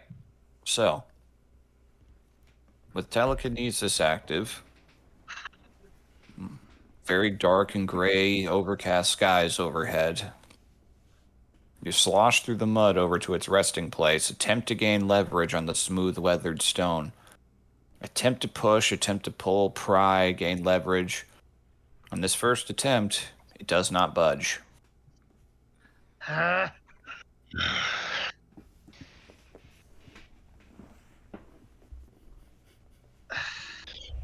Once more. let me think. Can I take like a smaller fallen tree, not like a full-fledged, big old tree, and try and like Use this leverage. wedge it underneath, Yeah, totally. try and loosen it? Because like I'm not strong enough to pick up this, but I am very strong at this I mean, point. we got I can what, pick up like a a crowbar tree. each? Yeah, you can easily find a sapling. These are mostly pine trees at this point, so they're very loose and wobbly. Better than nothing. Find the like densest one I can that I can lift. Yep, you find a decent-sized younger tree. Nothing too old or too thick, but not many big, thick trees grow out here. Yeah. So you are able to wedge it underneath. Your next athletics check will be with advantage. Cool. All right.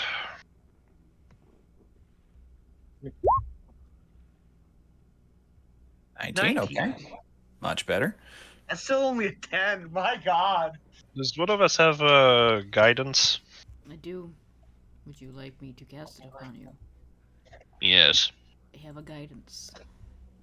All right, so Vara, you are helping with that. 20 and 19, much better. Telekinesis Much better. lasts for how long? 10 minutes. 10 minutes. Okay, yeah, you could use it again then.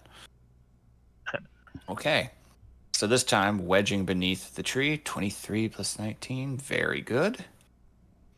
23, 19. 2319. We have a 2319.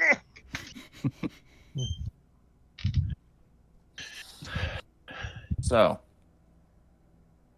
stealing yourselves once again. Little muddy.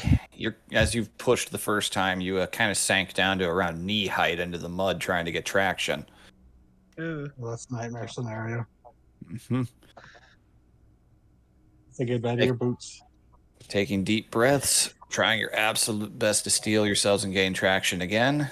You push with the help of the telekinesis.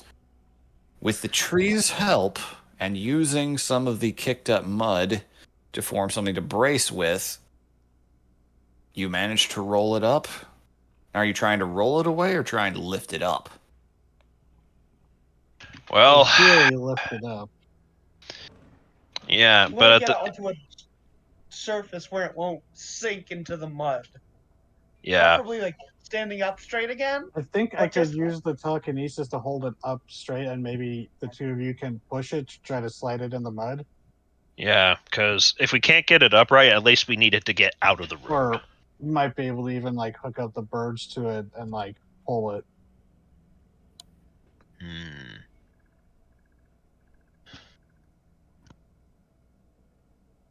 Let's find out. All right, so holding it upright.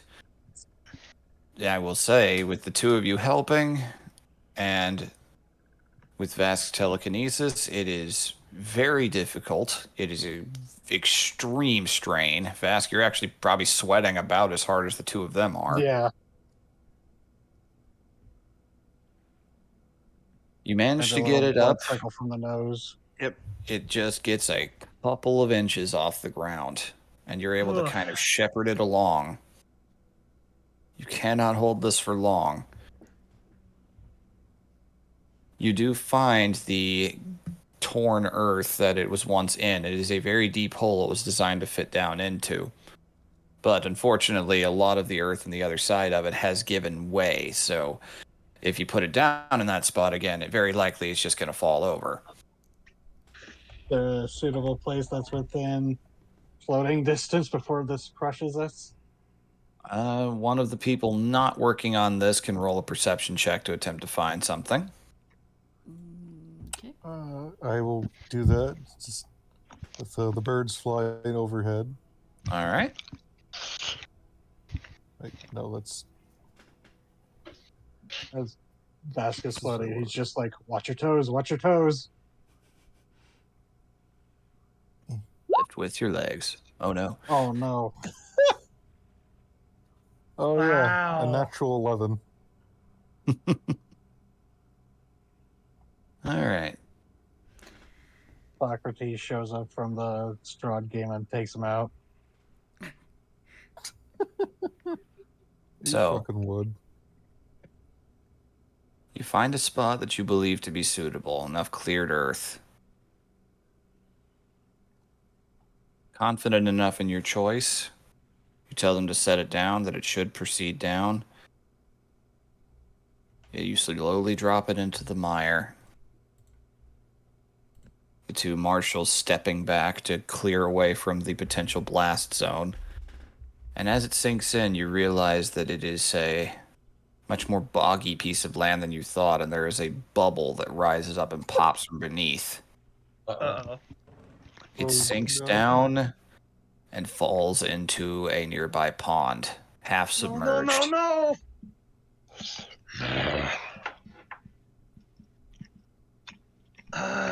Just win. Admittingly, I don't know anything about construction. God, I'm gonna grab a rope Okay.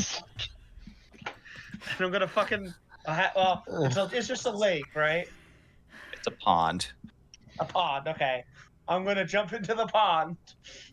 Okay. Say, Say, would you like me to use the thing that I keep threatening to use on the fucking Kraken? Yes! Just make the My goddamn God! rock walk! You're watching us struggle with Oh this, my and you could have God. just done that. I sure am. So as you're watching do the it. struggle, you're watching them struggle, Vara, just watching them drop it down. Then just, oh right, No, that's not what I'm doing. I'm watching them do this, and they're like, not asking me for help again. Just like last night, which got them in trouble, and now this is getting them in trouble. So she's just like, you know what? All right. Caddy. You just watch, Hildegard. You just watch her just kind of point at the rock, and flip her fingers up, and it just jerks out of the pond, and shuffles over. Where am I putting it? Somewhere where it won't sink into the muck again. all right. This technically counts as huge, so this just works. It is a strain to move this thing, but it does start to move. It starts shimmying forward. Guys. Oh my God! Here, fine, let me try. This rock is whooping our ass. Ah, 12 is the highest. Oh, I can't It's do it. one I better can't than look. the crit fail.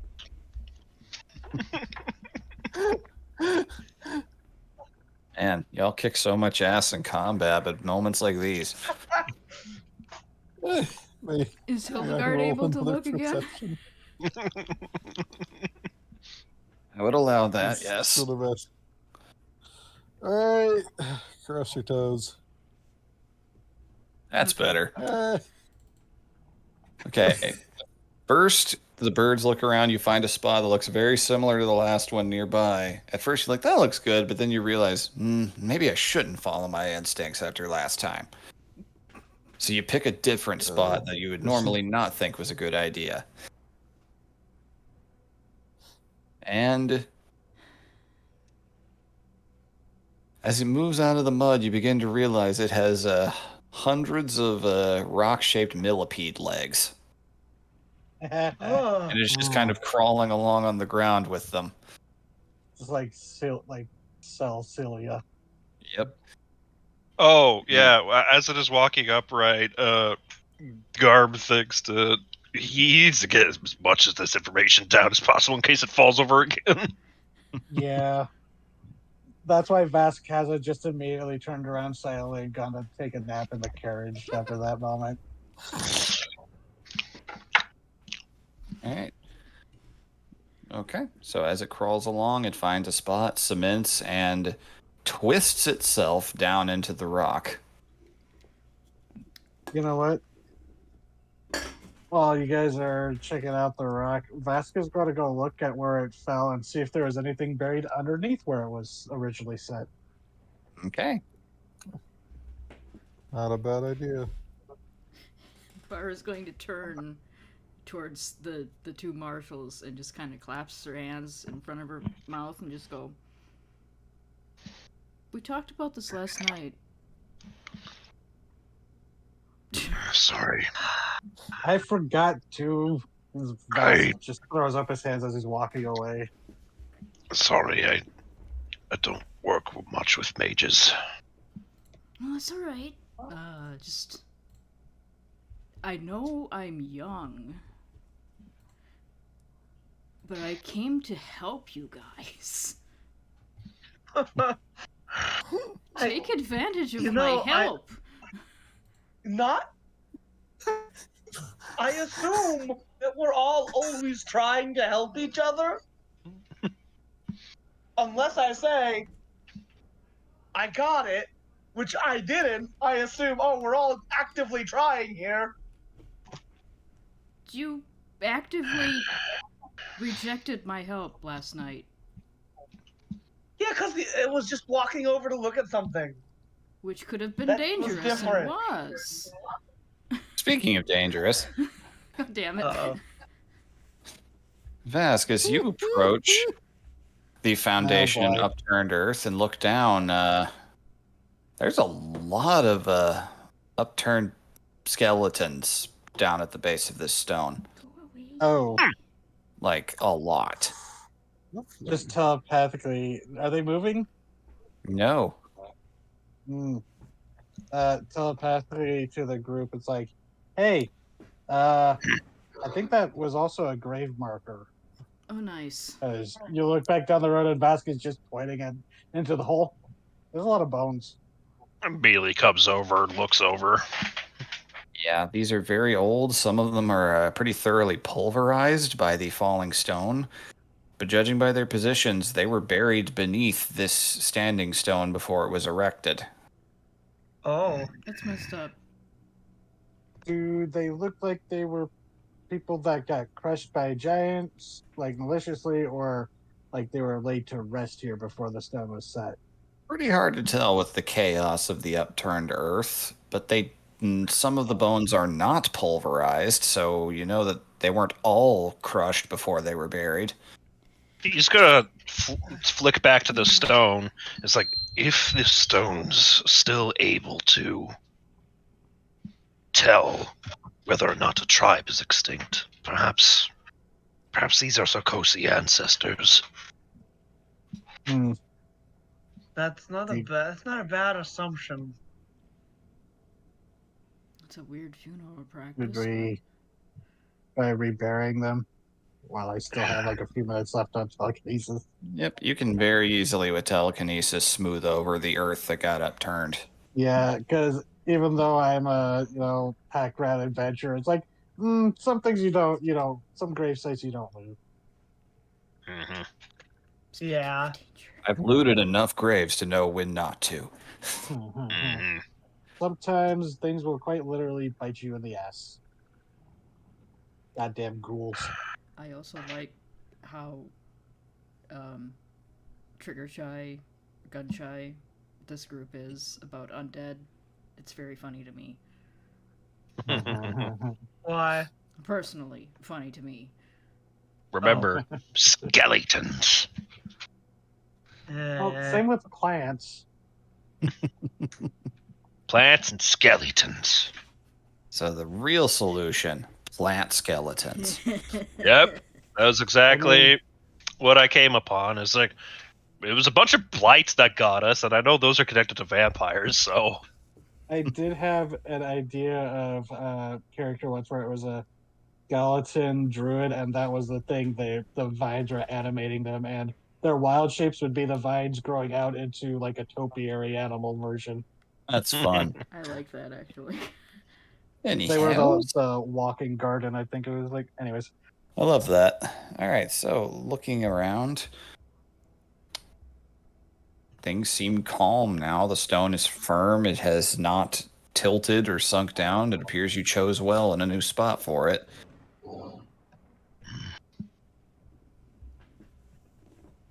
It is raised and all of its sides slightly covered in mud, but exposed. I'll drop the telekinesis now that it's gonna just use shape water from the pond to give it a good rinsing. Yep. So as soon as that telekinesis leaves, you feel like you just ran a triathlon. For a Oh, second God, there's the brain freeze. All right. Oh But my you god. were still able to. It's like that one was heavy. That was pushing the limits of what that spell could do. Oh, yeah, definitely. All right, you clear. You clean the stone. I'll light it up. All right. Looking it over. She'll take her Power notebook wash back the out. stone. Looking it over, seeing the entirety of the map, towards one of the earliest traces that you can see, you're actually able to trace the path of origin of this three-headed wolf tribe. The origin is surprising. It is technically stretches down to the south into the direction of the valley. Oh. So it came from the south. I meant Yep. to actually ask something. Mhm. How many judges are in that group? 2. That we Group know that went of. north, yeah. I was worried they might have picked up a third. Maybe. Possible. But there's another interesting notice you're able to trace around. When you reach the first end point, a small, humble tribe in the shape of an otter. Beneath it, there is a mark that you can very clearly see is a curse mark. As though a survivor had reached this place and cursed the names of their killers. You trace it along again. Another tribe fallen. This one shaped like a butterfly. And in that one, a second curse mark. The last one you find is that of a bear. With a similar mark, now 3 of them.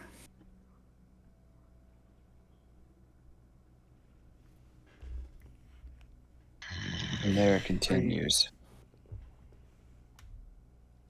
But no more curse marks are found, but you have now realized this tribe has been thrice cursed and has seemingly not been deterred by it at all. Mm. What a lovely bunch. Yeah. So, 3 tribes fell to become one cursed tribe. I don't know. I don't like it, Unless though. I misunderstood. Valid potential takeaway from it. 3 cursed to become one. That's I like how closely that rings to Shemaeus, but I might be reaching. the wolves don't feel like Yeah, they're related. the Garmer, they are a virulent curse, are they not? I was wondering if maybe these curses compiled and caused the Garmer. It may not be Garmer, but No, this is as not the like legend anything that's- goes, Hmm. as the legend goes, Garmer are the brood of one of Gortog's hunting hounds. She was infected with a madness, and if these people came from the south, that's Vara, what do you think? Sorry, I didn't mean to cut you off. Where on the map here are those marks where they got cursed? First one, right around here. Second one around here. Third one, right up here. Hmm. Well, if we want to check this out, she's marking this off on our own map. Like, first here, second here, third here, and then the last of the tribe is like right there. If we were going Yeah, to we check it. could. Yeah, we could head there after going to Alpin, probably. that may not That last goes that along the long. way. It does give us a direction. But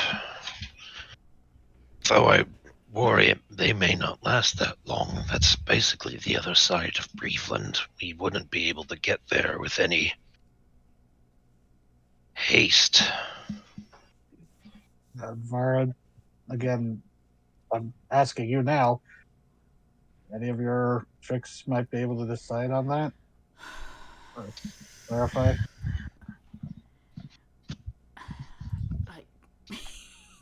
I mean, the player. I mean, if we got have a divination wizard. the player. I have plenty of things to do.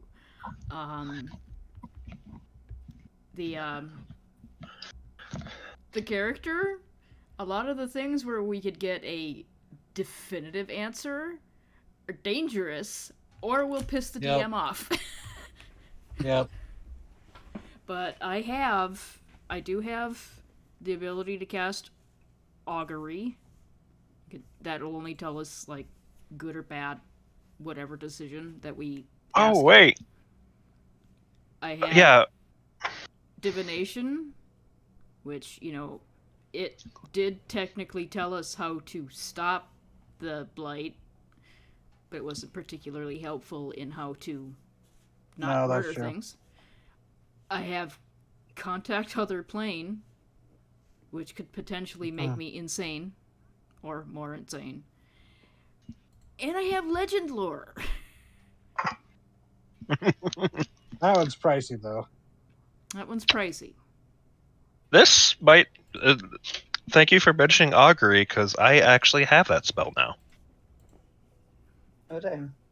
And this is something related to the Starlight. Yeah, and I could cast it once, free, one time per long rest. Hey, if you want to, go ahead. Augury is a I ritual won't stop for me, whatever so- option. I won't stop whatever choices you guys partake of. Break out that newly granted spell.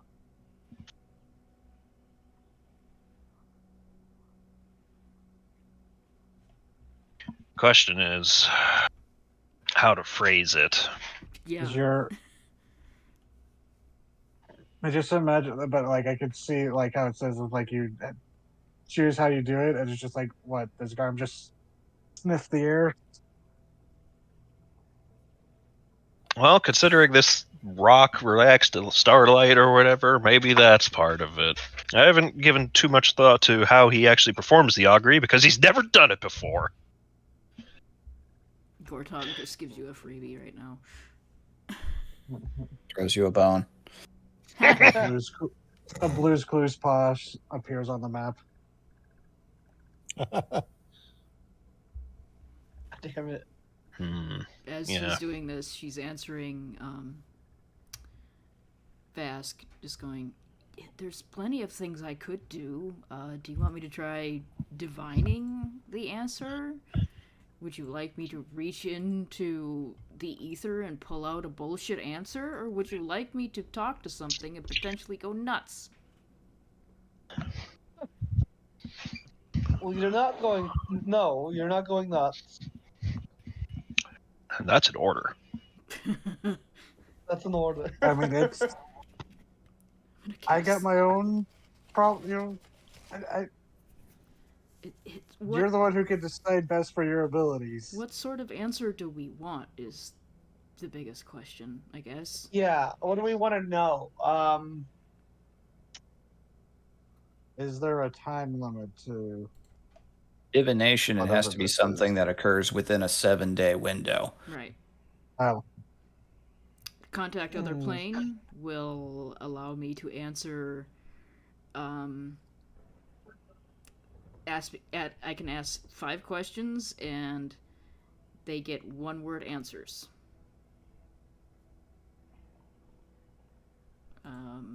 Legend lore. Describe a person, place, or object.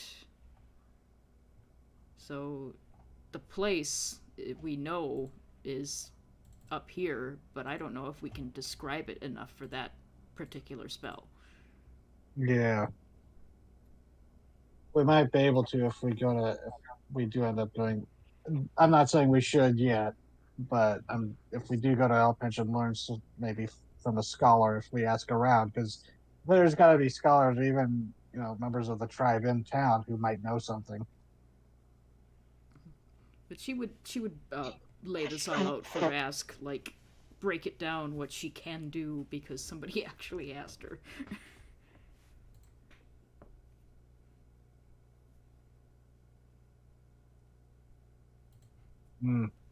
I'm just giving DZ time to think of his question. Yeah. Legend lore on Shemaeus. This is out of character. Legend lore on Shemaeus would have some interesting answers, but probably some risk. It's just a big fucking middle finger in my brain. You get the incorrect buzzer noise. 404.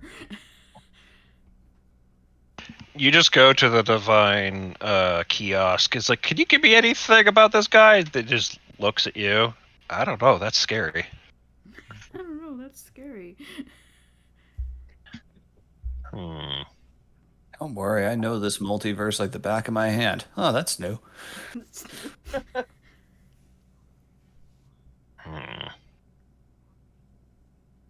I guess.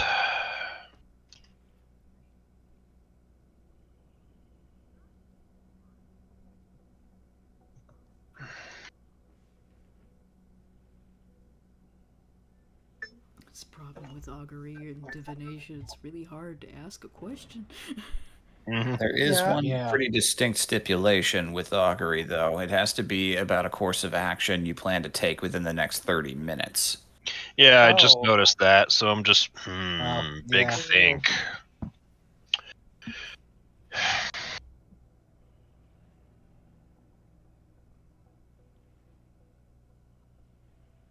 Cast augury before going to the casino. Is it worth it? The answer is always no. Exactly. The answer you get is just ha ha. Haha. Dumbass. Forgive any weird wording, but I will keep within the confines of that next 30 minutes. I guess I'll kind of ask, what would be the results of us saying, well, can't anything be done, and we just head to Alpench? Okay. If these things are left unchecked, basically. Yeah.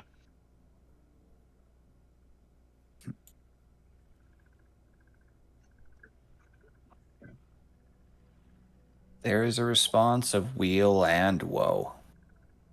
Mm. Ooh.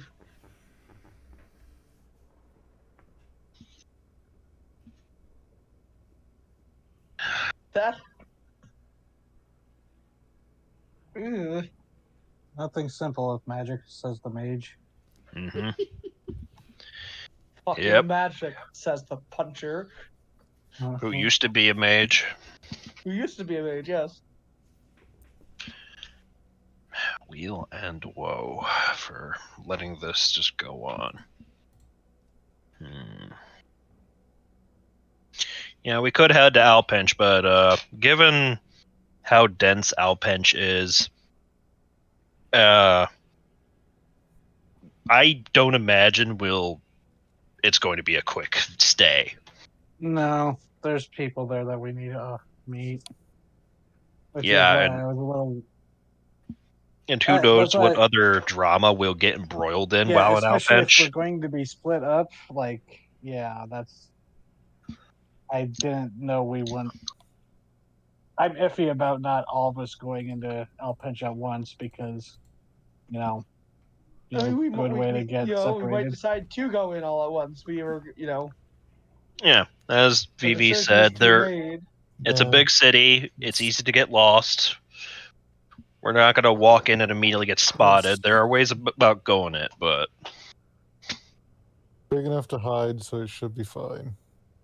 that stuff up north is troubling. Because we don't know what the Reich wants up north, and well, I don't know about the rest of you, but seeing a giant three-headed wolf representation rampaging and tearing through old tribes doesn't sit very well with Garm. Yeah. It's not good. I think Alpench, personally speaking, I think Alpench can keep. I don't think we have anything urgent there aside from wanting to talk to Nern's sister, of course. That is And kind of getting- urgent. You can just get in and out of there quickly if you're really determined to. Yeah, I was gonna say we just get in, we get out, we move on. Plus, there's also It's to like, note we don't- you can take a riverboat to get you really close to that first spot if you want to go. We do have about. Yeah. Where that might be one of your faster routes. Just laying every option on the table. So, Vara's gonna tap Alpench and go, you just want to talk to your friend's sister, right? Yeah, I need to let her And know I what happened. Why got- don't we just, like, you go and do your business. Vask, I think, had business too. quite a bit, but if We can it's- gather supplies we while in can't Outbench. spend time in there. I suppose it'll have to wait. This is only if we want to pursue this, but we can. The rest of us can charter a ferry and get us very I- close. According to the map, And we do need to find like a stables to set up the birds and the carriage if we're going by boat. Just a quick in and out. I can just stay by the carriage. Well, I mean, if we're going to then be going onto the ferry, taking our boat, But I we got to store the carriage inside a stable. Or I might have someone who might be able to watch it for us if I can get a hold of them fast enough. Actually, I could do a sending to them. Was assuming we'd take the carriage onto the ferry. depending on the size of it. Oh yeah, Possible. ferry. Right, ferries are big. It's possible. There are ferries that could do that and ferries that couldn't. Yeah, since actually Vasquez been through Alpinch probably quite a bit. Would he know if there's a ferry that, Oh, that yeah. would be? There Okay, tend yeah. to be the slightly pricier ones, naturally, because you're carrying a lot of heavy cargo, but it's If doable. maybe I can, it seems to me reasonable to me that such a heavy. If we're lucky, maybe a trading boat will be heading from Alpench to Barrowmore anyways, and we can pay for a spot on top of it. Vara, Yeah. you can do this too, right? Yeah. Ask it if we decide to go towards these. Will we have bad run-in with the Reich? Oh, it doesn't see that far into the future. I can look farther. Well, that risk to yourself.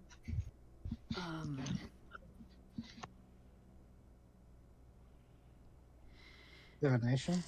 I could do divination. That's 7 days, but Okay, if that's not bad. if we go to Alpench and do all this, it's like that's a couple days at most, and then we head off. Would that be a reasonable question? Yeah, you could reasonably draw some conclusions from that course of action. Okay, I will do a ritual divination then. I'll sit there for 10 minutes. Like I said, begin. She's got her eyes closed, and then when the 10 minutes is up, she opens them, and they're glowing. She goes, "What do you want me to ask again?" If we had this way to maybe deal with this, we have a negative run-in with the Reich. And she repeats that question verbatim in a very dull monotone. All right. The question fades. It's fascinating about it out there in the open in this overcast sky. It's like little wisps of light, like the sound waves you are emitting from your own mouth are visible for a moment and just kind of fade up into the air like smoke rings.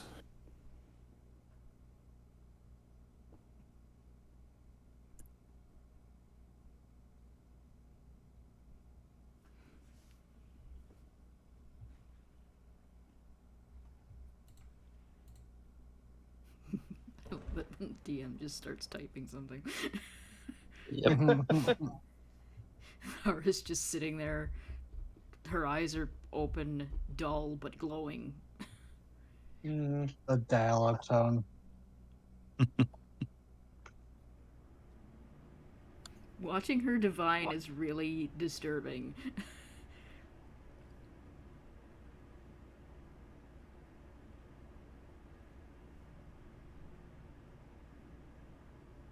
Mercy may want actual sleeves though, because there's goddamn I mosquitoes mean, out yeah, here. that's just. This is what she's currently in, not what Yeah. she's going to wear. Is there anything for the mosquitoes to eat? What? Can Yeah. you get You're bitten made of by wax. mosquitoes? Oh, I don't know. They probably avoid me, to be honest. There's Don't exactly actually, give it off. All right. in- One moment. You hear a response in your head. A gentle sing-songy whisper. Okay. She again in What the fuck? the dullest monotone that comes out of her mouth. Thrice accursed. well, there we go. Now we have a name for Legend War. Her eyes close again and open back up, and they're her usual, dull blue. She just kind of blinks and like. We get. Wait a minute. What do we get? Wait a minute. You said. What? Garb's eyes kind of widen a little bit. I remember being told, like, last time when we were, like, investigating the creature of the crater or whatever, we received something about thrice accursed king. Mm-hmm. Good memory. That was on the farewell letter from Althea, the Gortog cleric you were supposed to meet, and never did. Yeah, his eyes just kind of widen. Be right back. As he immediately storms back to the fucking wagon to retrieve that letter. Oh yeah, I was able to read that. You said, Aenar's blades fall. A new legend sings. Beware, dear souls. Beware the thrice accursed king. Oh, that Can I? sounds fun. He'll Can come I back roll? with the letter. Yeah.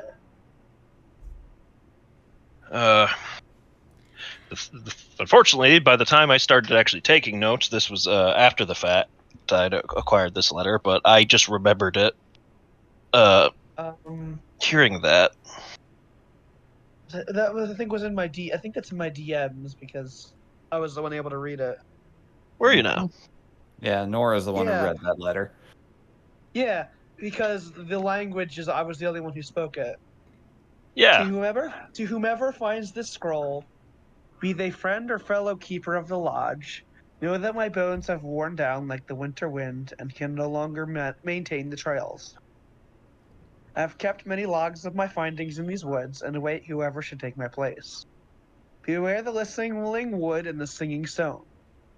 Be you foe, a servant of the thrice accursed king, or a child of the dead blood, know I have slain more of your kind than you may count, and that will never change. Be you stranger, may my heart warm you, but beware the star stalker does not harbor those who do not gather their own. Thrice accursed king. This is something. It's not related to the thing in to the Great Fellspawn in No. the crater, but it's possibly a foe of Gartok. That's certainly something I can ask about directly. And Well, it occurs to me before- now, Vivi, Mhm. what is the name again of the country that fell to the Garmer? Undergar. And if I remember correctly, Undergar was said to be a very fertile valley. Mm-hmm. Was it That ever it was. told what kind of system of government it had? Not much in the way that'd be known in common parlance, but you can go and ask someone who would know about that. That country fell centuries ago. Yeah, I was hoping that might have been hoping it was recorded in something by the Night Stalkers. since they have personal stake in what happened. It's possible. Feel free to inquire about that if you should go somewhere that has logs and records like that. Alpench may be one of the better places to check.